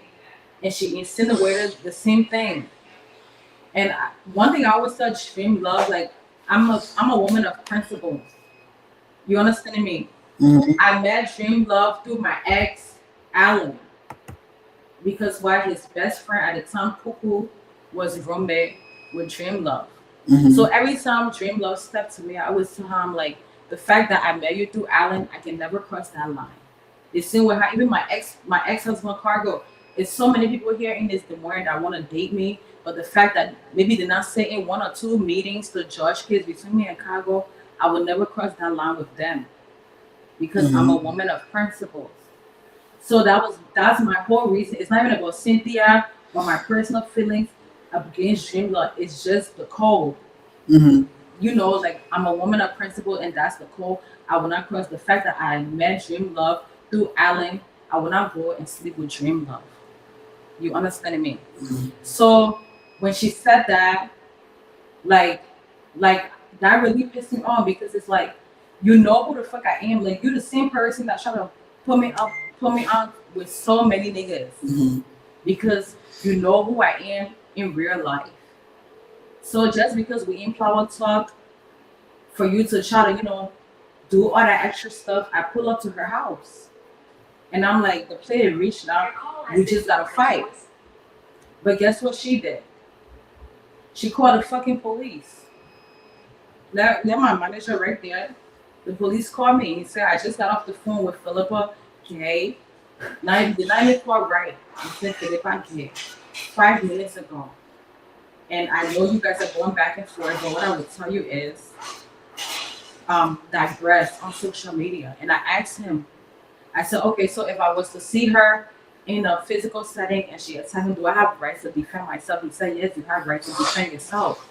But don't go to her house, don't contact her, and don't do none of that social media shit.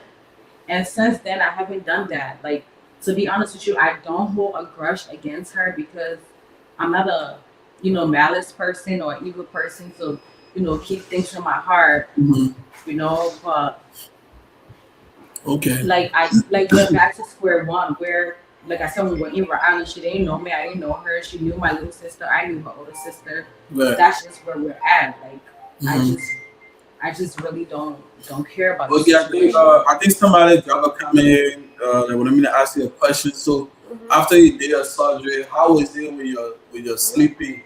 Do you sleep well? Can you go, you know? Like, yeah, I sleep well. I take lifting. Yeah, I take Tylenol PM. I actually went back to work 4 days. So I had my surgery on Wednesday.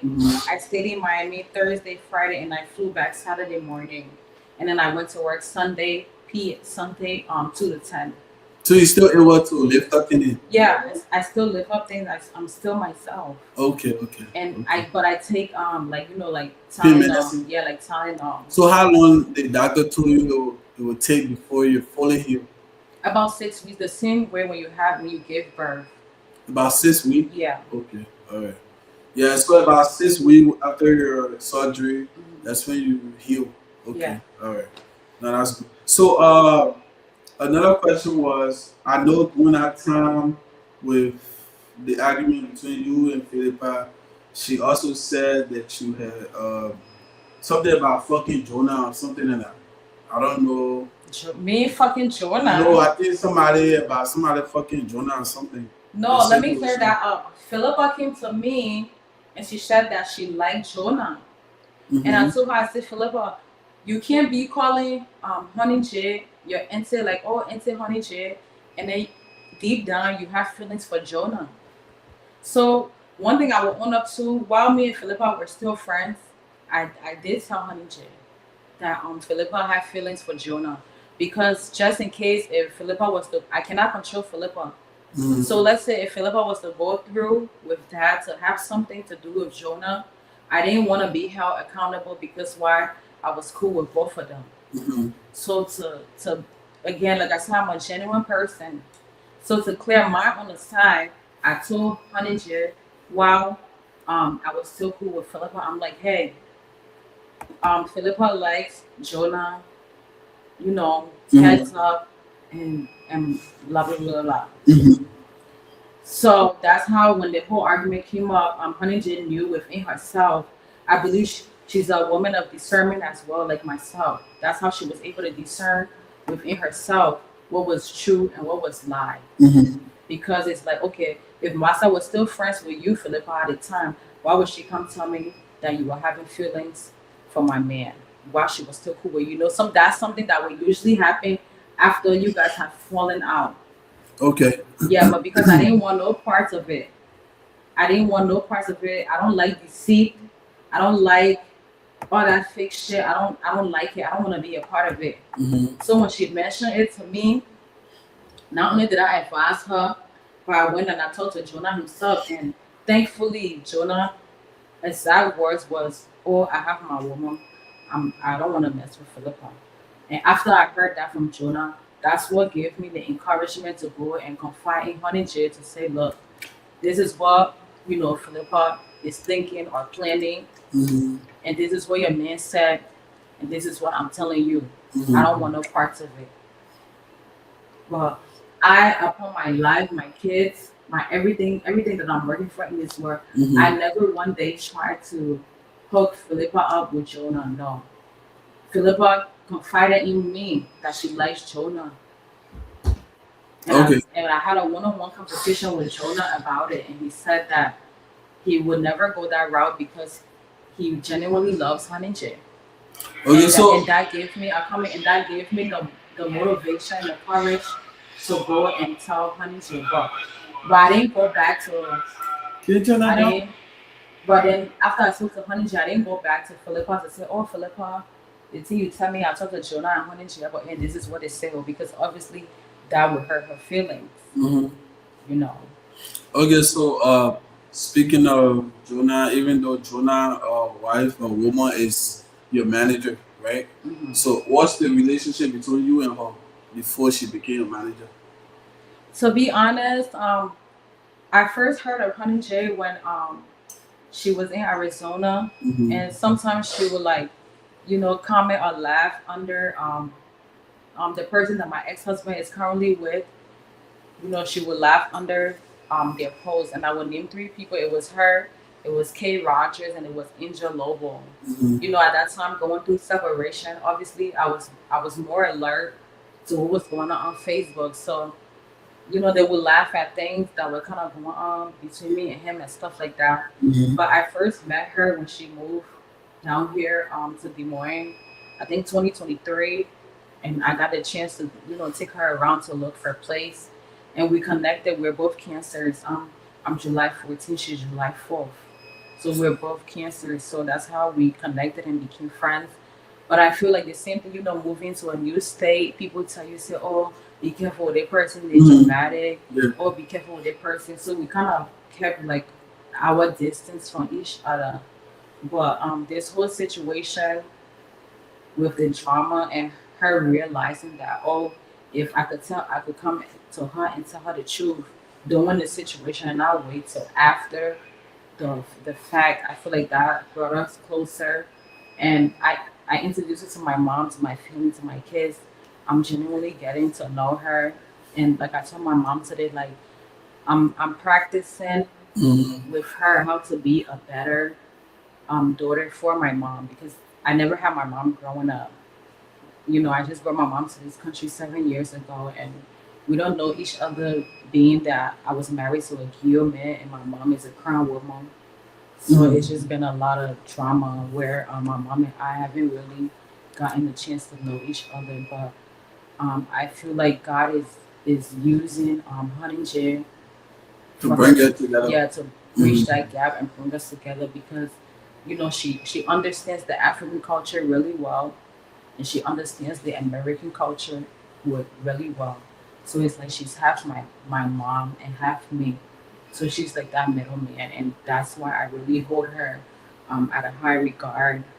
And I tell my mom, like the same way, I would never move from behind my mom. I would never move from behind her manager, because I appreciate that.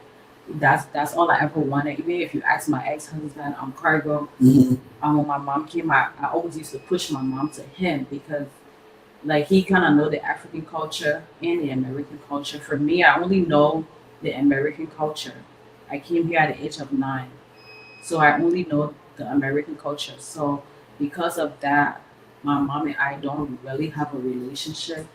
So I was kind of pushing my mom to be friends with my ex-husband, so that the three of us can have a relationship, not knowing that his tribe as a Guillaume and her tribe as a Guillaume woman, they can pull. But they're both Gil people. No, my mom is Crown and he's Gil. Oh, so Gil people and Crown don't pull. Yeah, they had a civil war back in Liberia. Yeah, but that's a long time ago. It's already over with.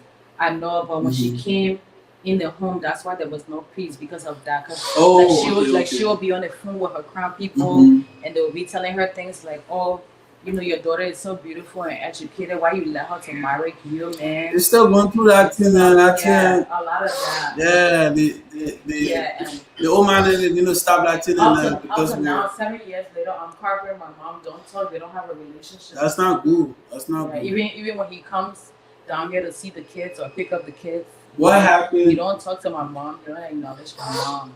That's not good. So like Honey J, like it's like God is using her to fill in that gap, because through her I can communicate with my mom effectively. I can know my mom, and stuff like that. And that's why I really cherish the relationship that I have with her.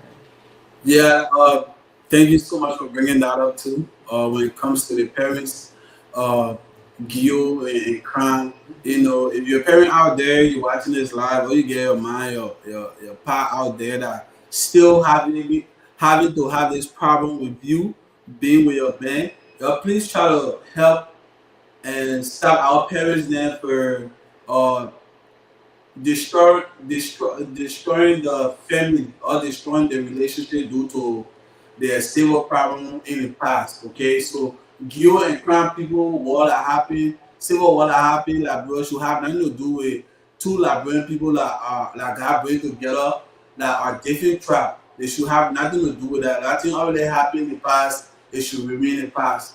Nobody parent background should be able to convince you to go against your man like you wait here because it's a pure man and you're proud woman. They don't worry like that. Don't tolerate it. Don't allow it to happen in your home. Okay? If you love your man for him being who he is, even though the tribe don't get along, that have nothing to do with you. That's for the ancestors that were born before all that went through that problem. As for now, we're all Liberians. Yes, we all want to know where we come from, but we're still all under the same roots as one Liberian.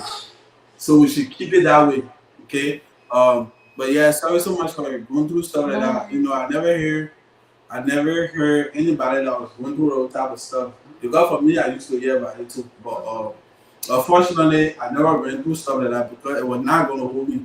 You understand? I'm a man on my own. I can decide to get who I want to be with. I don't care you kill, you crown. You know what I'm saying, right? So my parents would be involved. Because if they had to be involved, then the same step I take, it would have been the same step I would have taken. You understand? I mean, my mom, how my power will not get along because why? If I challenge my woman and I want to be with her, that's who I will be with. It will not stop me from being with her. Okay?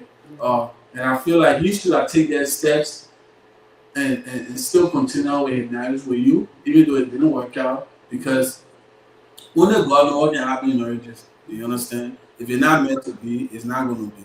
You can go outside, you can put it here, put it there. If you're not supposed to be there, it's not going to be there. You understand? So that's what usually happens. Now, my other question to you too is that I noticed that you don't do too much friends. So, what are the reasons that you don't do friends? I know a lot of people that in a sense with you, but everybody we need to understand why people don't want to be friends or don't let too many friends. To be honest with you, I never really. I'm an only child from my mom. From my mom's side, I'm the only child, and from my dad's side, we're three, but I'm in the middle. So growing,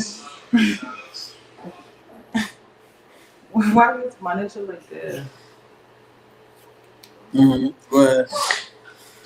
Growing up, like even in like Liberia, like I never really had friends. Like my mom will even tell you the story. Like I was the type where just during wartime, because I'm an only child, my mom will provide rice for me, but I would take the rice that my mom provide for me and go out to the community and give it to my peers, and then I would eat their buckwheat with the split peas. So it's like that's just who I am spiritually. I'm a humble soul. So from day one since I was born, like I believe in serving more than I believe in like receiving. But when I came to the US, I only have one friend, and her name is Chelsea Lopez. She's half Liberian and half Cape Verdean. So I always been like a one friend kind of person. But maybe because of that free spirit that I have to give people always feel like, oh, because she gave to me, she's my friend. While in my mind, it's like I'm just serving. I'm just doing the work of God because I love God. Yeah. So that's kind of what been following me in my life to where even when I used to sell food, people would come to my house, although they would be buying, but people would see them on camera as, oh, they Massa friend. So I always been like a people person where people always around me. But it's not like if you search my heart, that's my friend. No. It's just that I'm a giver. I love to, give to others. Okay, that's good. That's really good. But let me just conclude. But the reason why like I had to take a stand, because I could have kept living like that, like a free spirit where it don't matter. But the reason why I had to take a stand and really just come into my own is because people that I call like friends and even family, they went as far as, having sexual intercourse with the person I was married to. Yeah. Your friends. Yeah. So your friends were sleeping with you, man. People that was close to you. So how were you able to find out this information that made you to believe that yes, this happened? How were you able to? Through him, because at the end of the day, when everybody went away and it was just me, him, and the children, we confided in each other in counseling and stuff like that. So through him, I was able to find out the truth. So he told you, the person himself told you, say, you slept with your friend. So, and that's kind of why we're divorced today. So, that experience just made me to feel like, I'm my own friend.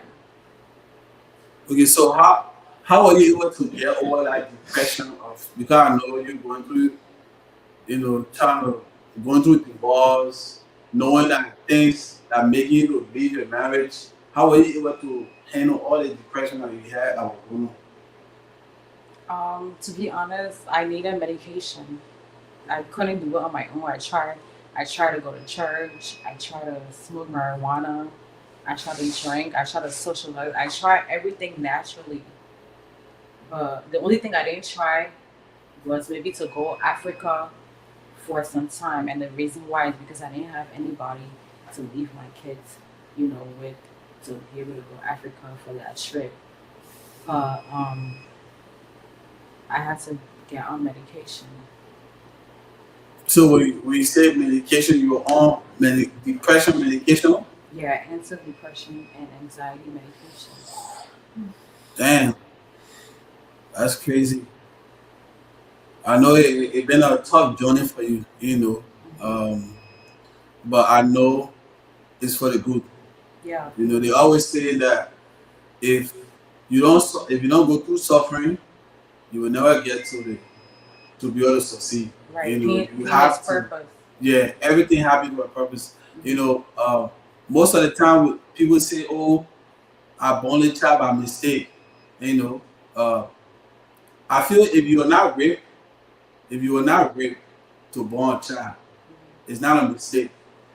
And sometimes even if you were raped, but you decide to keep that child, it's not a mistake because you decide to keep the child, right? Because if you say you were raped, it was not your willing heart that allowed the man to have sex with you to pregnant you. Okay, so why are you deciding to keep the child? Right. Because one day you think about, the child here, a pastor child, because why? He was not given to me by the man I love. Right. So if you decide to keep that child that you got raped for, then don't say it's a mistake. Just consider it as it's my child and move on. Because that was a decision. Because it was a decision, you understand? Yeah. So I think a lot of these things happen for a reason. And that's why we always tell people everything that happens on earth is not a mistake. Everything we do here is not a mistake. These things are meant to happen. Trouble is meant to be here.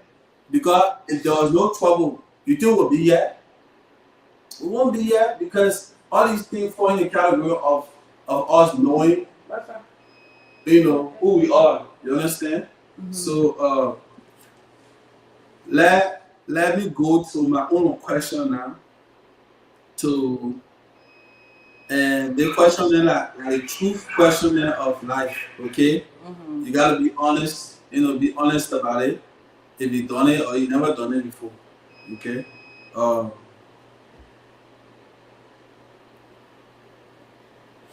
So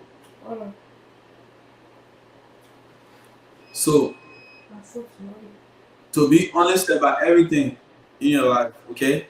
Have you ever cheated? Have you ever cheated on anyone? Wait, hold on. What about it?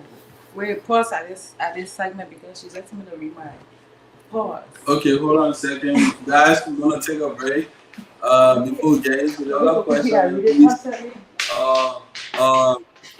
the guy have to use the guy. I will say to just say to your time coming.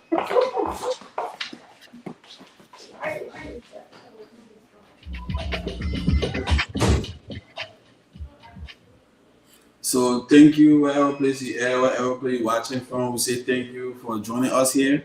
We have one Iowa influencer, business woman. I used to sell food. That joined us here.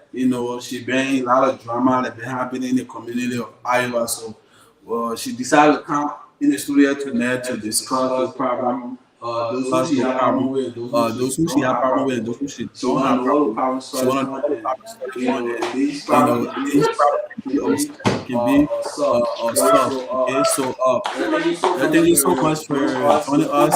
Please help us share the live. Also, as we stay tuned with her while she uses the bathroom. and we're gonna play Liberian music. I need you guys to please follow Liberian music. If you're Liberian out there, support your own team and then like and share. Also, don't forget to follow this page, MMETV Liberia on every social media platform. Okay? We're on Instagram, we're on YouTube, we're on TikTok, and we're also on Snapchat. Okay? So come follow us on MMETV Liberia.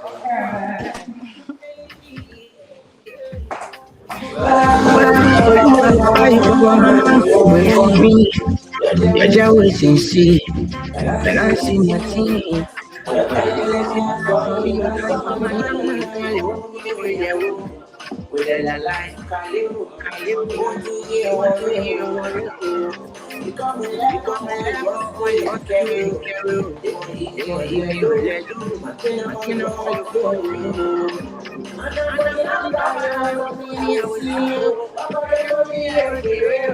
I got money, my business. If you want to if you want to see me, put up the election, you give me some. If you want me to clap, if you want to if you want to see me, put up the election, you give me some. If you want me to clap, I shall them free. You're allowed to breathe, to live in my life with ease. That the people are with you, no freeze. You're feeling money. I'm living my life with ease. I cannot hold it off you. I will see you. I got money, my business. If you want to enemies, you want to see me. Put up, election, you give me so. If you want me to die, all allow.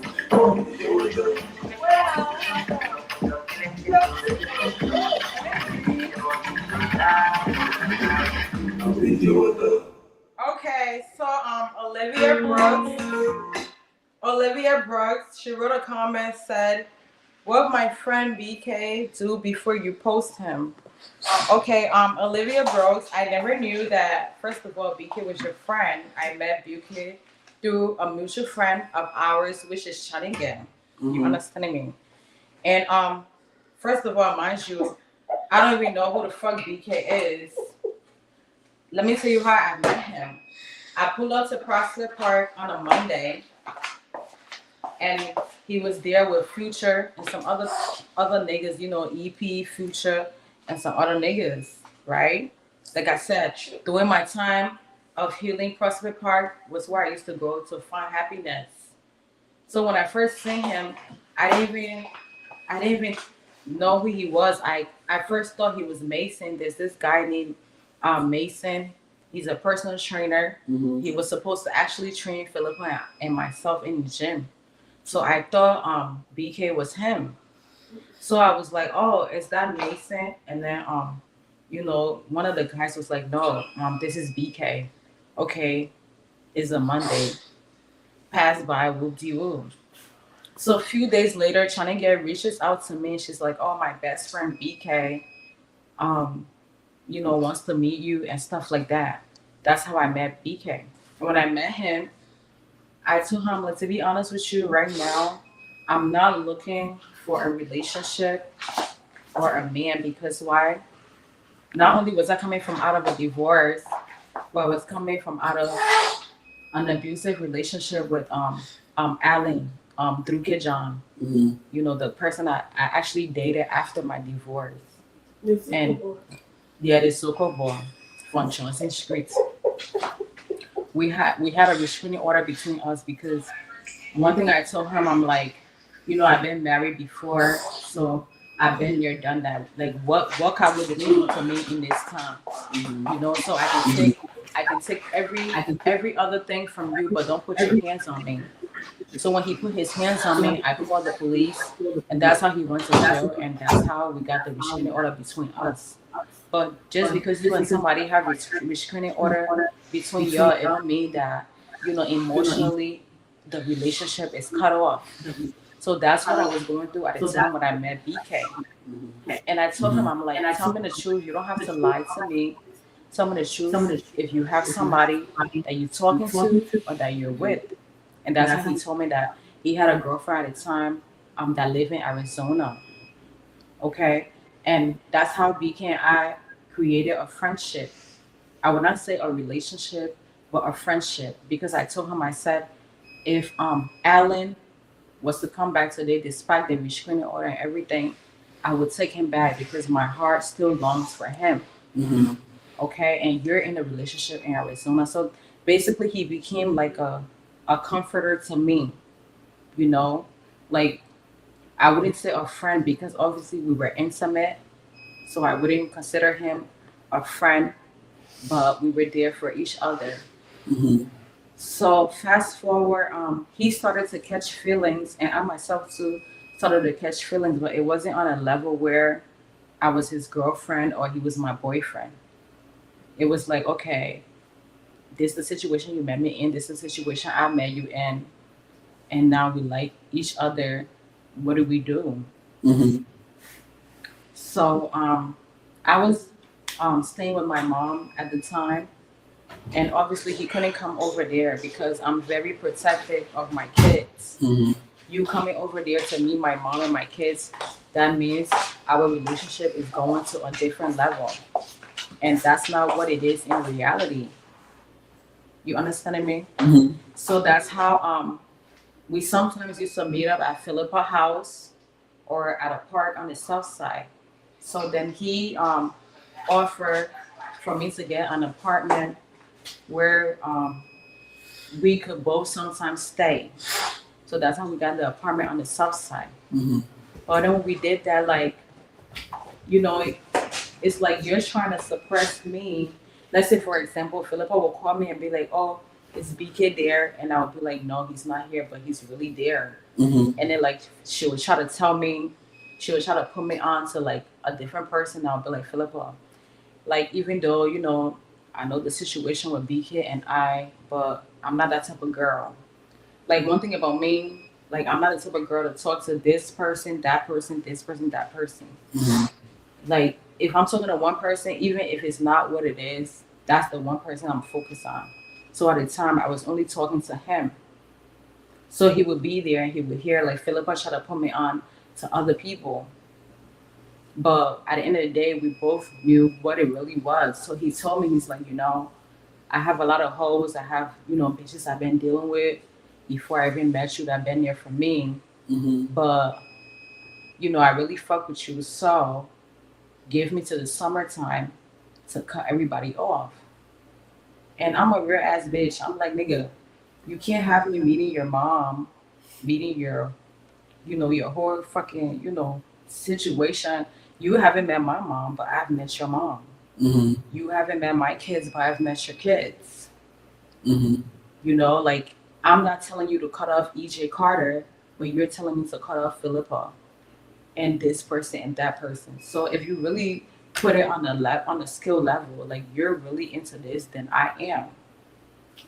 So like I'm a very like clear person. What the fuck are we on before I do all that? Right. So while in the process of us trying to figure it out, he told me that let me just be honest. While in the process of us trying to figure it out, Philippa and I fell out basically in a moment where I was with him. And the fact that we fell out, like I said, she felt like she needed to, you know, pay back. So she reached out to him to look for a hall for her, like a party hall. Mm-hmm. And when he told me that, that triggered me because I'm just like, first of all, me and you would have never even made it this far if I would have listened to Philippa. Because Philippa told me that I'm too good for you, how you're this type of nigga, you that type of nigga, and XYZ. But I'm the type of person that follow my heart. So me and you was not even gonna make it this far if I was gonna listen to Philippa. So why now is Philippa coming to you to look for a hall for her? And me knowing Philippa, she ain't needed a hall. She just wanted to play on my top. Mm-hmm. So that's kind of what started the whole drama before he got posted. And then the reason why he even got posted, Cynthia listened to Philippa live, accusing me, Massa, of sleeping with Dream Love, which was a lie. And then Cynthia didn't come to me accordingly. She came to me as a bitch. So I treated her as a bitch. And then her sister Alice came to me as a bitch. So I treated her as a bitch. So basically, all these bitches got treated like the bitch that they are. Because, like I said, I'm a real ass bitch. If you Okay. step to me woman to woman, I would treat you as a woman. But if you step to me as the bitch that you are, I'm gonna treat you like a fucking bitch. Mm-hmm. And that's what happened. So this whole situation is not even about BK. BK, I don't even have no fucking problems. That nigga came, I got his car towed to wherever the fuck it's supposed to be. I packed his fucking shit and came and pick up his shit. I was on the phone with my manager, Honey J, right there. You know what man shame, you a man, right? Mm-hmm. You know what man shame, right? The hard BK came to take it from my house that day. Very fucking shame. Because why? It's like when you realize that you won the lottery, but it's too late. That's what it felt like that day. And I remember his mom called me and she's like, she wanted me to, go do this, go do that. You know how the African people can tell you, go do it one, go do that one. And I'm like, Mm-hmm. I already learned my lesson with the cargo shit. I'm not doing that. I'm not chasing no man. The only thing I'm chasing right now is myself and my career. I'm not chasing BK. I'm not chasing no fucking man. So I So- packed his shit, let him, he got his shit. He got his car towed from my place. Mm-hmm. And I'm focusing on me. I'm not even in a space where I'm like bitter or salty, like, oh, I want a new nigga to stun on him. Like, I don't give a fuck about all of that because I'm a real ass bitch. In the first place, we was never together. All right. So when you speaking on career, like you said, you focus on your career and yourself. When speaking on career, what type of career is that? What is your career now? I want to be a nurse, Okay, so you want to be a nurse. What type of nurse? a registered nurse. I want to work in the NICU with like babies because I personally have two NICU babies. I have my son when he was 6 months, 24 weeks. Mm-hmm. I have my daughter at 31 weeks. And the fact that it took nurses to help them be who they are today at the age of 17 and 13, I want to give back. Okay, So yeah, I that sounds good. want to be a NICU nurse. Okay, that's good. That's good, and I wish you the best. I hope that you become one day for the community. Thank You know. But my other question to you is: have you ever cheated on anyone? Have I ever cheated on anyone? Yes, I have. Okay. Um, how much do you trust people? I don't trust nobody but God. I don't even trust myself because I'm so goofy. Like I will tell you, I will have a say right here, have a serious conversation with you. Mm-hmm. The next minute, I will do something different because that's what my heart tell me to do. So I don't trust nobody. I don't even trust myself, but God. Okay. Okay. Okay. So, do you feel like you need to apologize to anybody, and who would I was be? Yes. To be genuinely honest with you, like after explaining my story right now with cargo Mm-hmm. and things that I went through with betrayal, I want to apologize to Alice Brown, which is the mother of BK kids. Mm-hmm. And the reason why is because maybe she wasn't preview to the situation that it was her sister that attacked me Mm-hmm. falsely because I swear on my everything I never slept with Dream Love. But the way in which her sister attacked me, that was how I posted your mom. Mm-hmm. But the way she texted me about it, that's how me and her started going back and forth before I even involved her kid. So mind you, it was never about BK. Me and Alice met at Freak the Truth, I think in July. Mm-hmm. Even her mom even was serving Suya was small. Me and her were laughing. We said, oh man, that's Suya small for $20. And she was there with her kids. And I even told BK about it. So me and her never had a problem. But because of the way her sister Cynthia Mm-hmm. came at me and then I posted your mom, that's how she got involved. So if I have to apologize to anybody, I genuinely would like to apologize to Alice Brown for insulting her and her kids. because it wasn't personal. It was just something that was in the moment. Okay. And one thing I will say, like, I'm not the type of woman to back a man or BK to cuss his real mom. If you go through our text and I tell him like, you a bitch ass nigga for even for cussing the women that waste blood for you. Mm-hmm. You understand me? So if I had to apologize to anybody tonight, I would apologize to Alice Brown for insulting not just her, but her kids and her mother, because she was like completely neutral, completely innocent. It's just because of the situation with her sister that tied in her mom, and then it went on and on and on. But genuinely, shit, I don't even have no beef. Even Hannah, his other baby mom, the first time Carter came to see the kids and he pulled up with Hannah and his brother Martin. Mhm. Hannah even left her ID, her driver license, on my mom's stairs that day, and I took a picture. I sent it to Carter. I'm like, the girl you came here with, she dropped her driver license on the stairs while going to use the bathroom. And from that day, Hannah, I wouldn't say we were friends, but we were like associates. She really took to my daughter Kalia. She did my hair once or twice. We never had a problem. But then when I started, talking to BK, he obviously didn't want me to be friends with Hannah because she's his baby mom. So I don't really feel like I owe Hannah an apology, but it is what it is. Okay, all right. So my next question is, if you have to forgive somebody, who would that person be? Myself. Yourself. Okay. Why you said that? I say that because like the way the public view me, like they view me like a villain, like a monster, like somebody that's crazy or deranged, and I'm really not that. I'm really a victim that's just trying to figure it all out. And I want to forgive myself for how I sometimes lash out. Don't get me wrong, sometimes maybe I defend myself a little more too much than I need to. Maybe sometimes I just need to pray or sing a song, but instead, I repeat words of the internet, or I repeat words,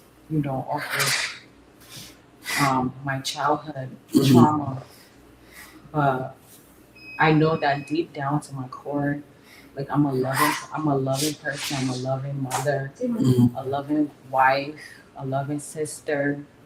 You know, I'm a good, like I'm a good fucking woman. I'm gonna tell you, like, there's nobody that ever been in my presence that had a genuine, even the Cynthia woman today that me and her going back and forth.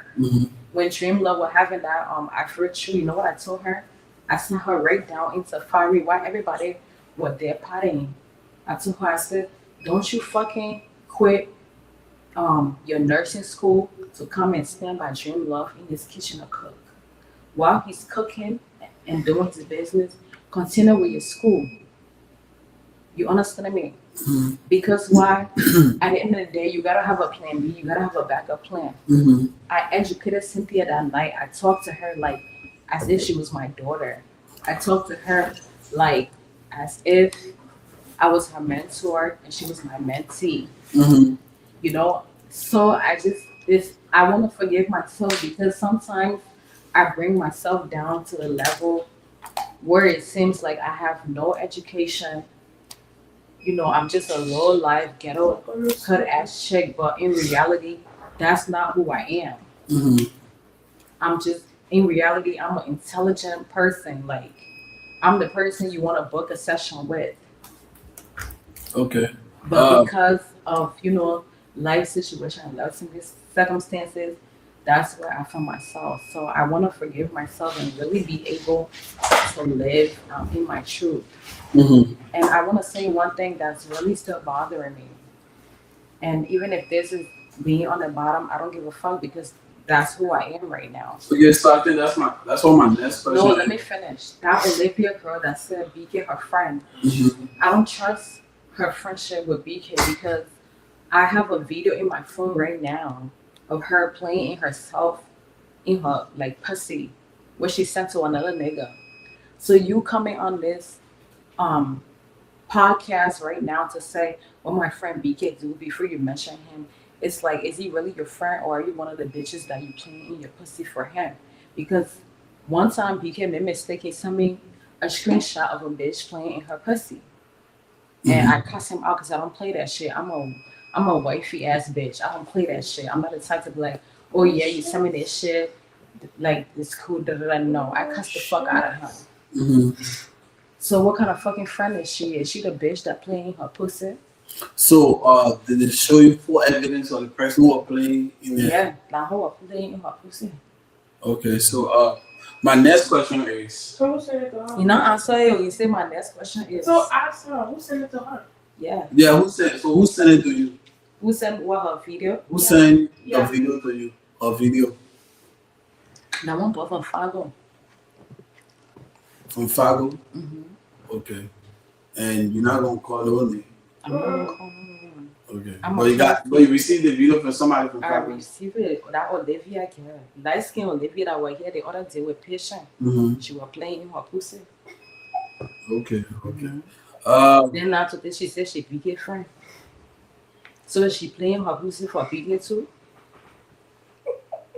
Okay, so You laughing? let's go to the next question. Be there, be. What part of your past still bother you up to now? Nothing bothers me. Right now, to be honest with you, the only thing I would not even say is a bother because my mom is helping me with my kids. Yeah. You know, I'm in a 2-bedroom on the south side by myself. If I want to sell food, I can sell food right now, but I don't want to do that. I want to focus on working and becoming a nurse. So nothing bothers me right now. I'm just really grateful for the help, the support system, and the jobs that I do have to be able to accomplish my goals to become a nurse. Nothing bothers me, to be honest with you. Nothing. Okay, so give me 4 things that 4 ways to keep a friendship or relationship or even marriage. What are 4 things that can make you keep a relationship or marriage Number or one, friendship? be yourself. I believe in being yourself. First of all, if somebody is for you or not, you will not know if you don't be yourself. If you pretend to be somebody else, that person is taking a liking or falling in love with somebody else. Yeah, no, we're not going for a break. You're coming in 18 years right now. Be yourself, number one. If that person for you, like my mom told honey J today, anything that you let it go when it come by for you. Yeah. Be yourself. If it's for you, it's for you. Number one. Number two, I personally believe in honesty. Don't lie. I'm an honest person. I don't like to lie. I don't care how. That's how you say how I know about cargo and all those things. Because why I created that atmosphere of honesty where I could tell him my truth and he can tell me his truth. So that's how I was able to know that who the person that was around me that actually slept with him. If I didn't create that atmosphere, I wouldn't know from him. It would just be they say I say, they say I say. You understand me? So be yourself. Be honest. And number 3 is always follow your heart. Always follow your heart. Your heart will never lead you wrong or astray you. Always follow your heart. You understand me? And number 4, be smart. When I say be smart, like sometimes our heart tells us to do this. Well, you have to test it with your knowledge, your wisdom. That's what they call wisdom and understanding. Wisdom and understanding don't come from the heart. It comes from your mind. Yeah, go for break, man. So be yourself. Break. The little way. Go ahead, finish. Be yourself. Be honest. Follow your heart. And always seek wisdom and be smart. Okay. At the end of the day, one more thing. I know we look up to God, but like God said, He created us in His own image. We are our own gods. Everything that God has within Himself, we have within ourselves, but we have to seek it. And that's why I love going to Prospect Park. People would say, "Oh, people to Prospect Park, they do this, they do that." Can you imagine last summer I went to Prospect Park and put my own hair? Oh yeah. Oh yes, I went there and put my own hair because for some reason when I'm on that ground, I feel connected to my ancestors. I feel these four things. I feel like I'm being myself. I feel like I'm being truth to myself. I feel like I'm following my heart, and I feel like I'm being smart. Although people around me may be selling their thing and doing whatever they do, but within my own being, when I'm there on that ground, I feel connected to my ancestors. I feel like I don't bought a one-way ticket to Liberia when I'm at Prospect Park because I don't be focused or worried on no freaking body but myself. Drink, Massa. Drink. Yeah, for myself. So everything that we look for in God or in other people is within ourselves. If we just take the time to look within Awesome. and ourselves, yes, that's it. Not seeing the honor of the car. What are you making? Okay, so this could be the end of our topic, but these are questions. These are life questions. So there will be like a true or false type of question. Okay, so if you So that lucky kid, and I come in, I was saying something. so if you believe true, it will be true. What she said? Send up a friend me. I want to know what she said. So it'll be true, it'll be true. So let me know if you're ready for the next question. Before true or false? Apologies to BK too. I don't know what he did. Apologize. Definitely true or false before. Wait, why should I apologize to BK? I never did anything to BK. I never did anything to BK. So what am I apologizing for her? All right, so let's do the last section of true or false. No, Then before we go get to to that. What's the question you're asking? Olivia Lucky, she said I should apologize to BK and he would do the same. I'm not apologizing to BK because, like I just said, BK and I were never officially together. We met in the circumstances where I was heartbroken. He was in a situation, and it's like the universe. No, we wasn't living together. It doesn't matter. That's not living together. Every day. That's lie. That's not true. Okay. That's what she wanted to be. She, my manager, she wanted to be the way she explained it. But that's not how it was. Me and BK was never living together. Yes, his car was parked at my house because why? His car got shut down on the interstate. And me being the type of person that I just told you that I am, I took his car from the interstate to my parking lot because I didn't want his car to remain on the interstate and go to any parking lot what they can do to the car and impound them or whatever. Yeah. Me and BK was never officially together where he said, "Oh my son, I want you to be my girlfriend," and I said, "Oh BK, I want you to be my boyfriend." No. We met each other in the circumstances where I was heartbroken trying to figure it out, and he had a situation, and it's like the universe brought us together. You understand me? It's like you read it to me. It's like the universe brought us together. When we came together, yeah, we had a lot of when I say have, because he's not dead, I'm not dead. This person here. You know that? Yeah, she said it seemed like we have a misunderstanding. Like I said, the universe brought BK and myself together. It's not like I would not say it was a mistake. You understand me? Yeah. But it was never official. I was going through my own shit. He was in a relationship, and the universe brought us together, and we ended up liking each other. We was never living together. He advised me to get an apartment so we can be able to spend time there because why? At the time we was spending time to Philippa place or spending time to the park in my car. So that he advised me because like I told you I was living with my mom. And I was not ready to bring him.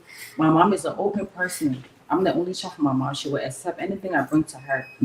But me being who I am, I'm not gonna bring someone or something to my mom knowing that we're still trying to figure it out. So that's why I never brought him to my mom. Because someone he advised for me to take my own place. That's how I took my own place. Yes, he brought a few stuff there, but he wasn't living there. Okay. It's like we were both trying to figure it out.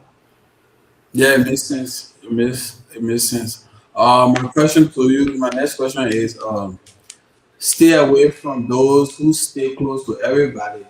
True or false? I would say true because from everything I just explained, it's like people don't really know how to take me. Mm-hmm. So I'd rather just stay away instead of me like getting hurt. Okay. And the other question would be being alone is better than to be used. True or false? True, I'd rather be alone than to be used. So like my brother, sometimes I can run. Sometimes I can run away from your home and go to my home. Yeah. I can run away from her. Sometimes 1 week, 2 days. I go to my she come. We'll be on the phone. Don't get me wrong. We'll be on the phone. She on the phone. I on the phone, but I do my her. She to her. Because why I now value, the importance of my own space. Mm-hmm. I just, want to be in my own space. Right. Okay, so the next question will be money give you the ability to walk away from people and situations you don't like. True or false? I would say false because I'm not a materialistic person. Mm-hmm. I don't value money compared to how I value human being. Like I can lose $1 million right now. It will not hurt me. Mm-hmm. But if I lose somebody right now that I genuinely love and care about, it will hurt me more than losing that $1 million. If God forbid, knock on wood. If all talking this me, I don't let crappy go. But God forbid, knock on wood. If I lose my mom right now, I will never be the same. That would hurt me. I can even win the lottery. I can win $300 million right now. If I lose my mom, I would never be the same. I would give that $300 million to the whole wide world and ask God to bring my mom back. Like I said, I'm a very passionate person. When I speak, I use like strong words that people may feel offended, but it's only because I'm hurt. But Okay. I value life over money. Okay, so rule number one, believe in yourself. True or false? I believe in myself, of course. If I didn't believe in myself, I would have never went for the surgery that I just did. That's true. Yeah. The next question will be jealousy is a lack of confidence. True or false? Jealousy is not confident because first of all, you shouldn't have to be jealous. When you were born, right? You get your own birthday. Mm-hmm. I get my own birthday, right? So God got his own blessings for you. He got his blessings for me. Your blessing can never transfer to me. Mm-hmm. My blessings can never transfer to you. So there's no need for jealousy. That's why I don't like jealousy. I'm not a jealous person. And when I sense jealousy, that's why I cut people off. Because it's like, for example, Philippa, I can never be you. Philippa can dance. I can dance. You will go through my phone and I'll videotape Philippa 100 times and I'll post her. Even a guy came from the military that was into the racism that has a PhD in pharmacy. Mm-hmm. I put him on with Philippa. You understand me? Mm-hmm. But Philippa will not do the same for me. So I don't believe in jealousy because my blessing can come to you, your blessing can come to me. But do you think it's a lack of confidence? That's of it. Course. Okay, that's all I asked. She insecure or she lack confidence. That's why she feel like she have to do all that alter ego stuff. I don't have to do that because I understand that your blessing can never be my blessing. My blessing can never be your blessing. Mm-hmm. Yeah. No, I totally agree. The next one is stop thinking everybody like a friend. True or false? True. That's true. That's the thing I just told you. I never thought everybody my friend. I'm a one child. Mm-hmm. So I always been somebody that get one friend. You see anybody else to not beside her? No. Okay, before her, you ever see me with anybody else beside Fatu? I mean, I don't really see you that well. Okay. Yeah. She knows. Before her, I was never with nobody besides Fatima. Mm-hmm. I'm a one person friend. But because of the business that I used to do, like selling food, because I used to sell food, you will always see me with people. But it don't mean that they're my friend. I have to socialize if I want to be able to sell food. If I want to be able to sell my product, I have to be able to socialize with everybody. So sometimes people may, put the two together like, oh, they're friends, but no. Okay. I'm a very social person. Because one of the business I used to do, I used to sell food. But if you open my heart, if you really look at my heart, I'm a one friend person. I don't even know how to multitask. I don't when I step on the gym, I'm making flour over me. I don't know how to multitask. I have to tell my mom, I say you the same way when I move from behind you, I will not move from behind like here. I don't know how to multitask. Like my heart is one. They see what my heart I want. They see what my heart can only go for one person. Right now my heart was one is you. Okay, and so my mom should have to be there because of how her boyfriend on nursing right over. And I told her I said I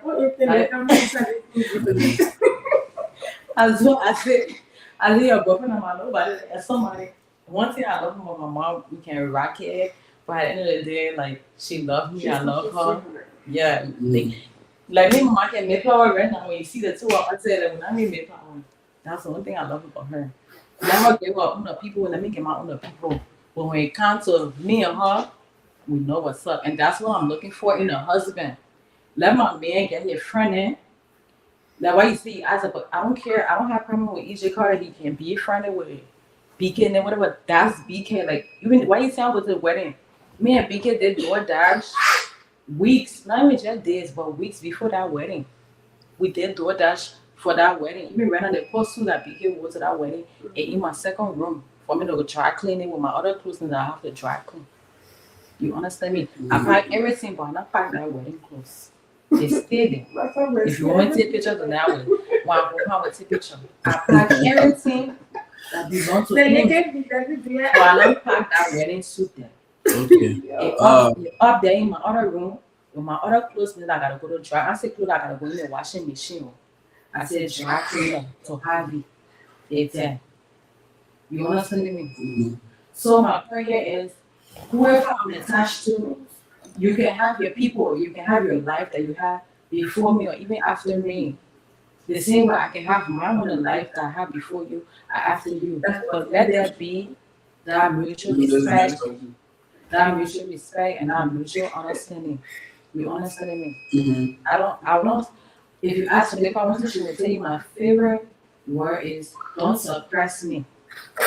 So now when she comes out in the car, me, her, and Doris, we smoking. She want to talk about, oh, Alonso, oh, Massa, I want to be in Alonso knows. I said, Femi, you're not ready for get time yet. Get the fuck out of my car and go in your house and go be in Alonso knows. She will say, oh, no, Massa, sorry. I want to go your we'll smoke our 2, 3, 4, 5 blunt. We go to Laughing Crab. We eat our food. We drink our liquor. We come home. And I get no problem.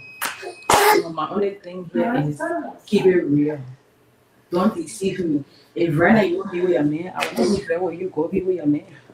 But don't come pretend you won't be with me while you have money to be with your man. Don't suppress me. Okay. But the same way, when if I'm with my own man, I will tell you. And I'm coming to you right now because I want to suck my man dick. And now what happened that day, I was sucking my man dick. Why she said I'm gonna give her right to work. And I don't go give her right to work. She said, oh, I'm gonna stay away from her. I should have fucked this, stay away from her because I wanted to suck my man dick at the time. I wanted to suck my man dick at the time. Okay, so at the time. When I was single, I said at the time. Okay, but who was the man at that time? okay, so the next question would be: don't regret, have a good heart. All good things come back multiple, two of us. True, no regret. They like where we live in. You don't know tomorrow. So enjoy yourself. Don't suppress yourself. Don't depress yourself. You see the way Cargo made me depressed, I have to go to surgery to feed out in there. Don't do it. Don't do it to yourself.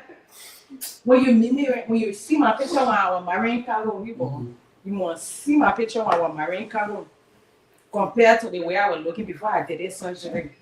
And the thing that used to pee me, she was on the phone. I tell my mom, I said, so me, my jack can we take 3 children from me and spray my body. Then I'm gonna sit down and say, yeah, except it, no, I will go to the surgery. Okay, so are you currently in a relationship or are you talking to somebody? Right now, I'm very, very single. I just want my nursing degree. I just want my manager wants it. Right now, I just want my nursing degree.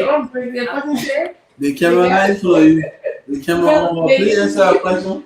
Because she about to lie, let me just say. I was saying from the Oh, she said, I camera. don't answer. Should they come on? Go say what then respond. Oh, but Joe, they're not ready to settle down yet until summertime. So she's waiting for summertime before. Who waiting for them? She lied. She way beyond. So She tell way beyond. us. Get time for that shit. Answer the question, please. That was the shit that the nigga said to my old body. So live a new body, yeah. Shut the body down. What's I'm not showing that for myself. I'm not showing that. They want want to see it. I posted naked. Yeah, answer the question. I posted naked on my story. And I see, I'm not standing. Then they go on my story. I'm not standing. Answer the question. And you see my snap today? Yeah. I'm not making myself. Answer the Yeah, question. I only call my pussy and my titty. Exactly. So they want to see it and go there and see I'm standing right now. But let me tell you something right now. Right now, I get time for meeting.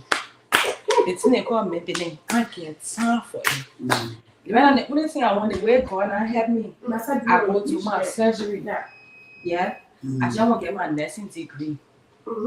So that I can be able to take care of myself, my mom, and my children with or without a man. I already know I'm a beautiful person, in and out. I'm educated. I don't like nothing. Even in my behavior, when people say, oh, Massa get drama.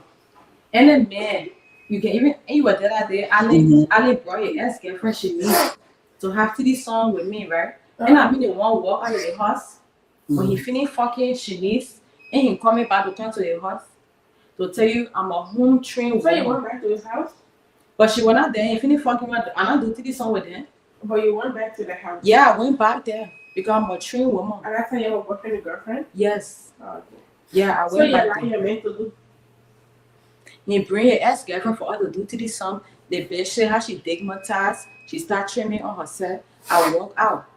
Have you done threesome before? Yes. Yes, I have. She have. Only 2 times. In your marriage or what? Yeah. Not in my marriage. When I got divorced from Cargo, I did so with Alan 2 times. Oh, okay, all right. So Alan was your ex? Yeah. Okay. All right, Missy. Yeah. Well, so I'm a home trained woman. I lack nothing. I'm intelligent. I'm a home trained woman. I'm very beautiful. I'm educated. I can make my own money. And then when I come to me, I don't tell them, say, oh, I want your money. I tell them, say, anything you give me is a bonus because I make my own money. So what would you say about doing threesome? What was the feeling like, and how were you able to? How were you encouraged to do it? To be honest with you, I came into the idea of threesome when I separated from my husband. They kind of pornography because obviously you've been used to having sex with one partner over the years, right? So when I separated from him, I went to pornography to watch pornography to be able to explore my body sexually. So the kind of porn that I found myself attracted to was, 2 women and 1 man. That's how I got the idea or the illusion of threesome. But when I tried it physically with that Allen brother, Sogo brother, that's Sogo brother from Johnson Street. Why I keep saying Alan as well? We got Allen from Johnson Street. Yeah. When I tried it with Allen, it really broke my heart. It broke my heart that day that I even see Canel was in the living room. She was not a part of it, but she was in the living room, and then me, Allen, and Gifty were in the room. I don't care that your cousin, she was in the living room. Me, Allen, and Gifty were in the room. After we did a threesome, I left Allen and Gifty in the room, and I drove to my house in Waukee to go use my robes because it broke my heart. Meaning that told me that emotionally, spiritually, that's not who I am. And today, I will not allow to anybody. Gifty stay behind me. Gifty want me. So you still want you to do? Yeah. That's why you see me how many flower. I'm not going on Trinika. I go ride with Gifty. Definitely. And I'm following you. And I'm following you there. And I'm following you. Because Gifty already want to eat me. So imagine July 26th, go ride. if I intoxicated, everybody intoxicated on that board, right? And I know Gifty won't eat me, then I suddenly Gifty always do that. And I know to myself, I'm not lesbian. I tell all of them, I say, okay, that thing that I was one time thing I try and I like it break my heart. I take my hand from inside, I watch my hand from inside. For that day, I don't watch TV song porn. I don't even when Biggie came to me, I don't even ask the Biggie for TV song. So now when he bring it up, I can say, no, that's not who I am. You want to go do your thing? Go do your thing. I will stay home. But I experienced it and I know that's not who I am. Yeah. I'm not a lesbian. I'm not a bisexual. I'm a straight homosexual woman. I like men. I like men. So I don't, at least I can say, okay, I try it, but that's not who I am and that's not what I want to be. Okay, so what would be your advice to women out there that are thinking of doing threesome, but you know? Try it and see. If you like it, cool. If you like it, cool. For me, I tried it. I didn't like it. It's good. It was not cool. You get that thing through my hand. That thing heavy. That thing heavy.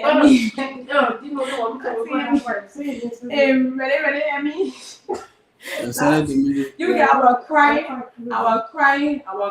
driving to my home, watching that thing really heavy. So your advice to break your heart. Break my heart. Another person. It break my heart. Why even call the police on and baby? If you want me break my heart, how can me call the police on you because I don't call the police on. People say threesome is good though. And not good. So your advice to people that want to do threesome, they might not do it because don't do it. Okay, what if you do it exactly? You put the person album. What they call close the person album. To put every time you see every time with Ali I was beating about Gifty. Let me tell you in my own situation. Who like Gifty now? Gifty Ross. Every time we used to be with Ali I was beating me about Gifty, but I know to myself say I'm not like woman. But if you say Gifty will you, why can't you go for her? But I'm not like woman, why I would go for her?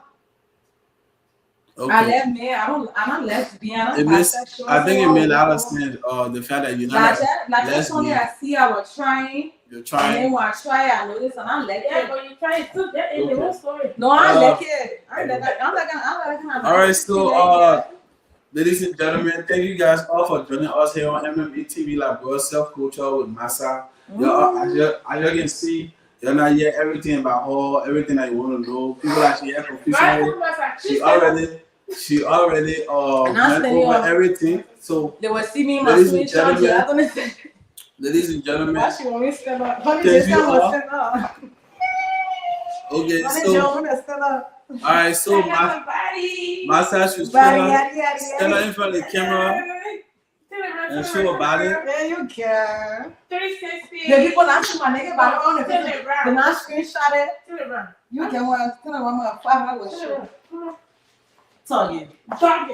You joking? You joking? It's Kevin. It's Kevin.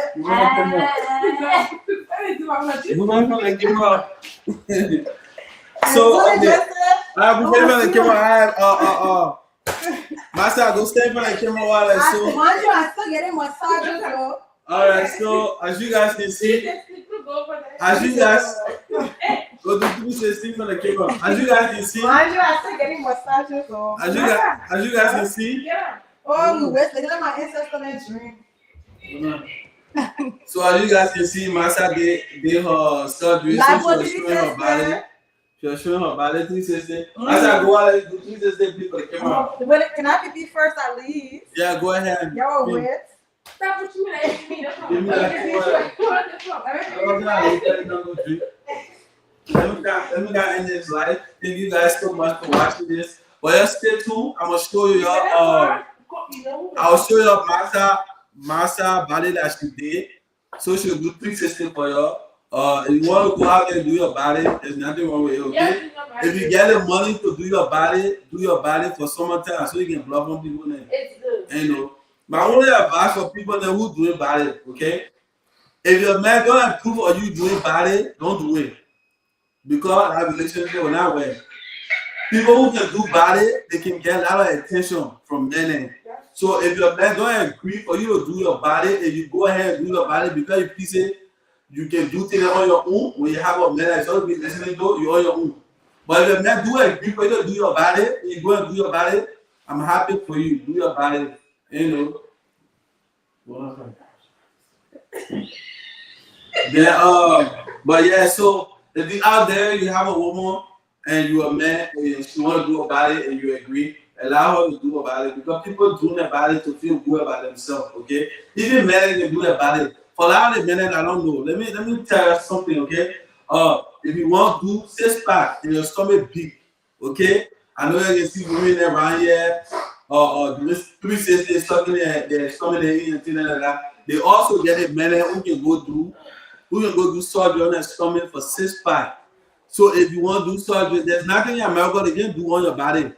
You want nose, they will do no surgery. As for me, I have go work on. I think I have no work on. If you fat, you want to reduce your body, they will do surgery on your body if you're a man. They will give you 6-pack. If you want 6-pack, just make sure you have the money for the 6-pack. Okay? If you want wet tea in your mouth, they will put wet tea in your mouth. Just make sure you have money for the wet tea. If you want to change your hair color or you want hair on your head, they will put hair on your head so you have hair on your head. Okay?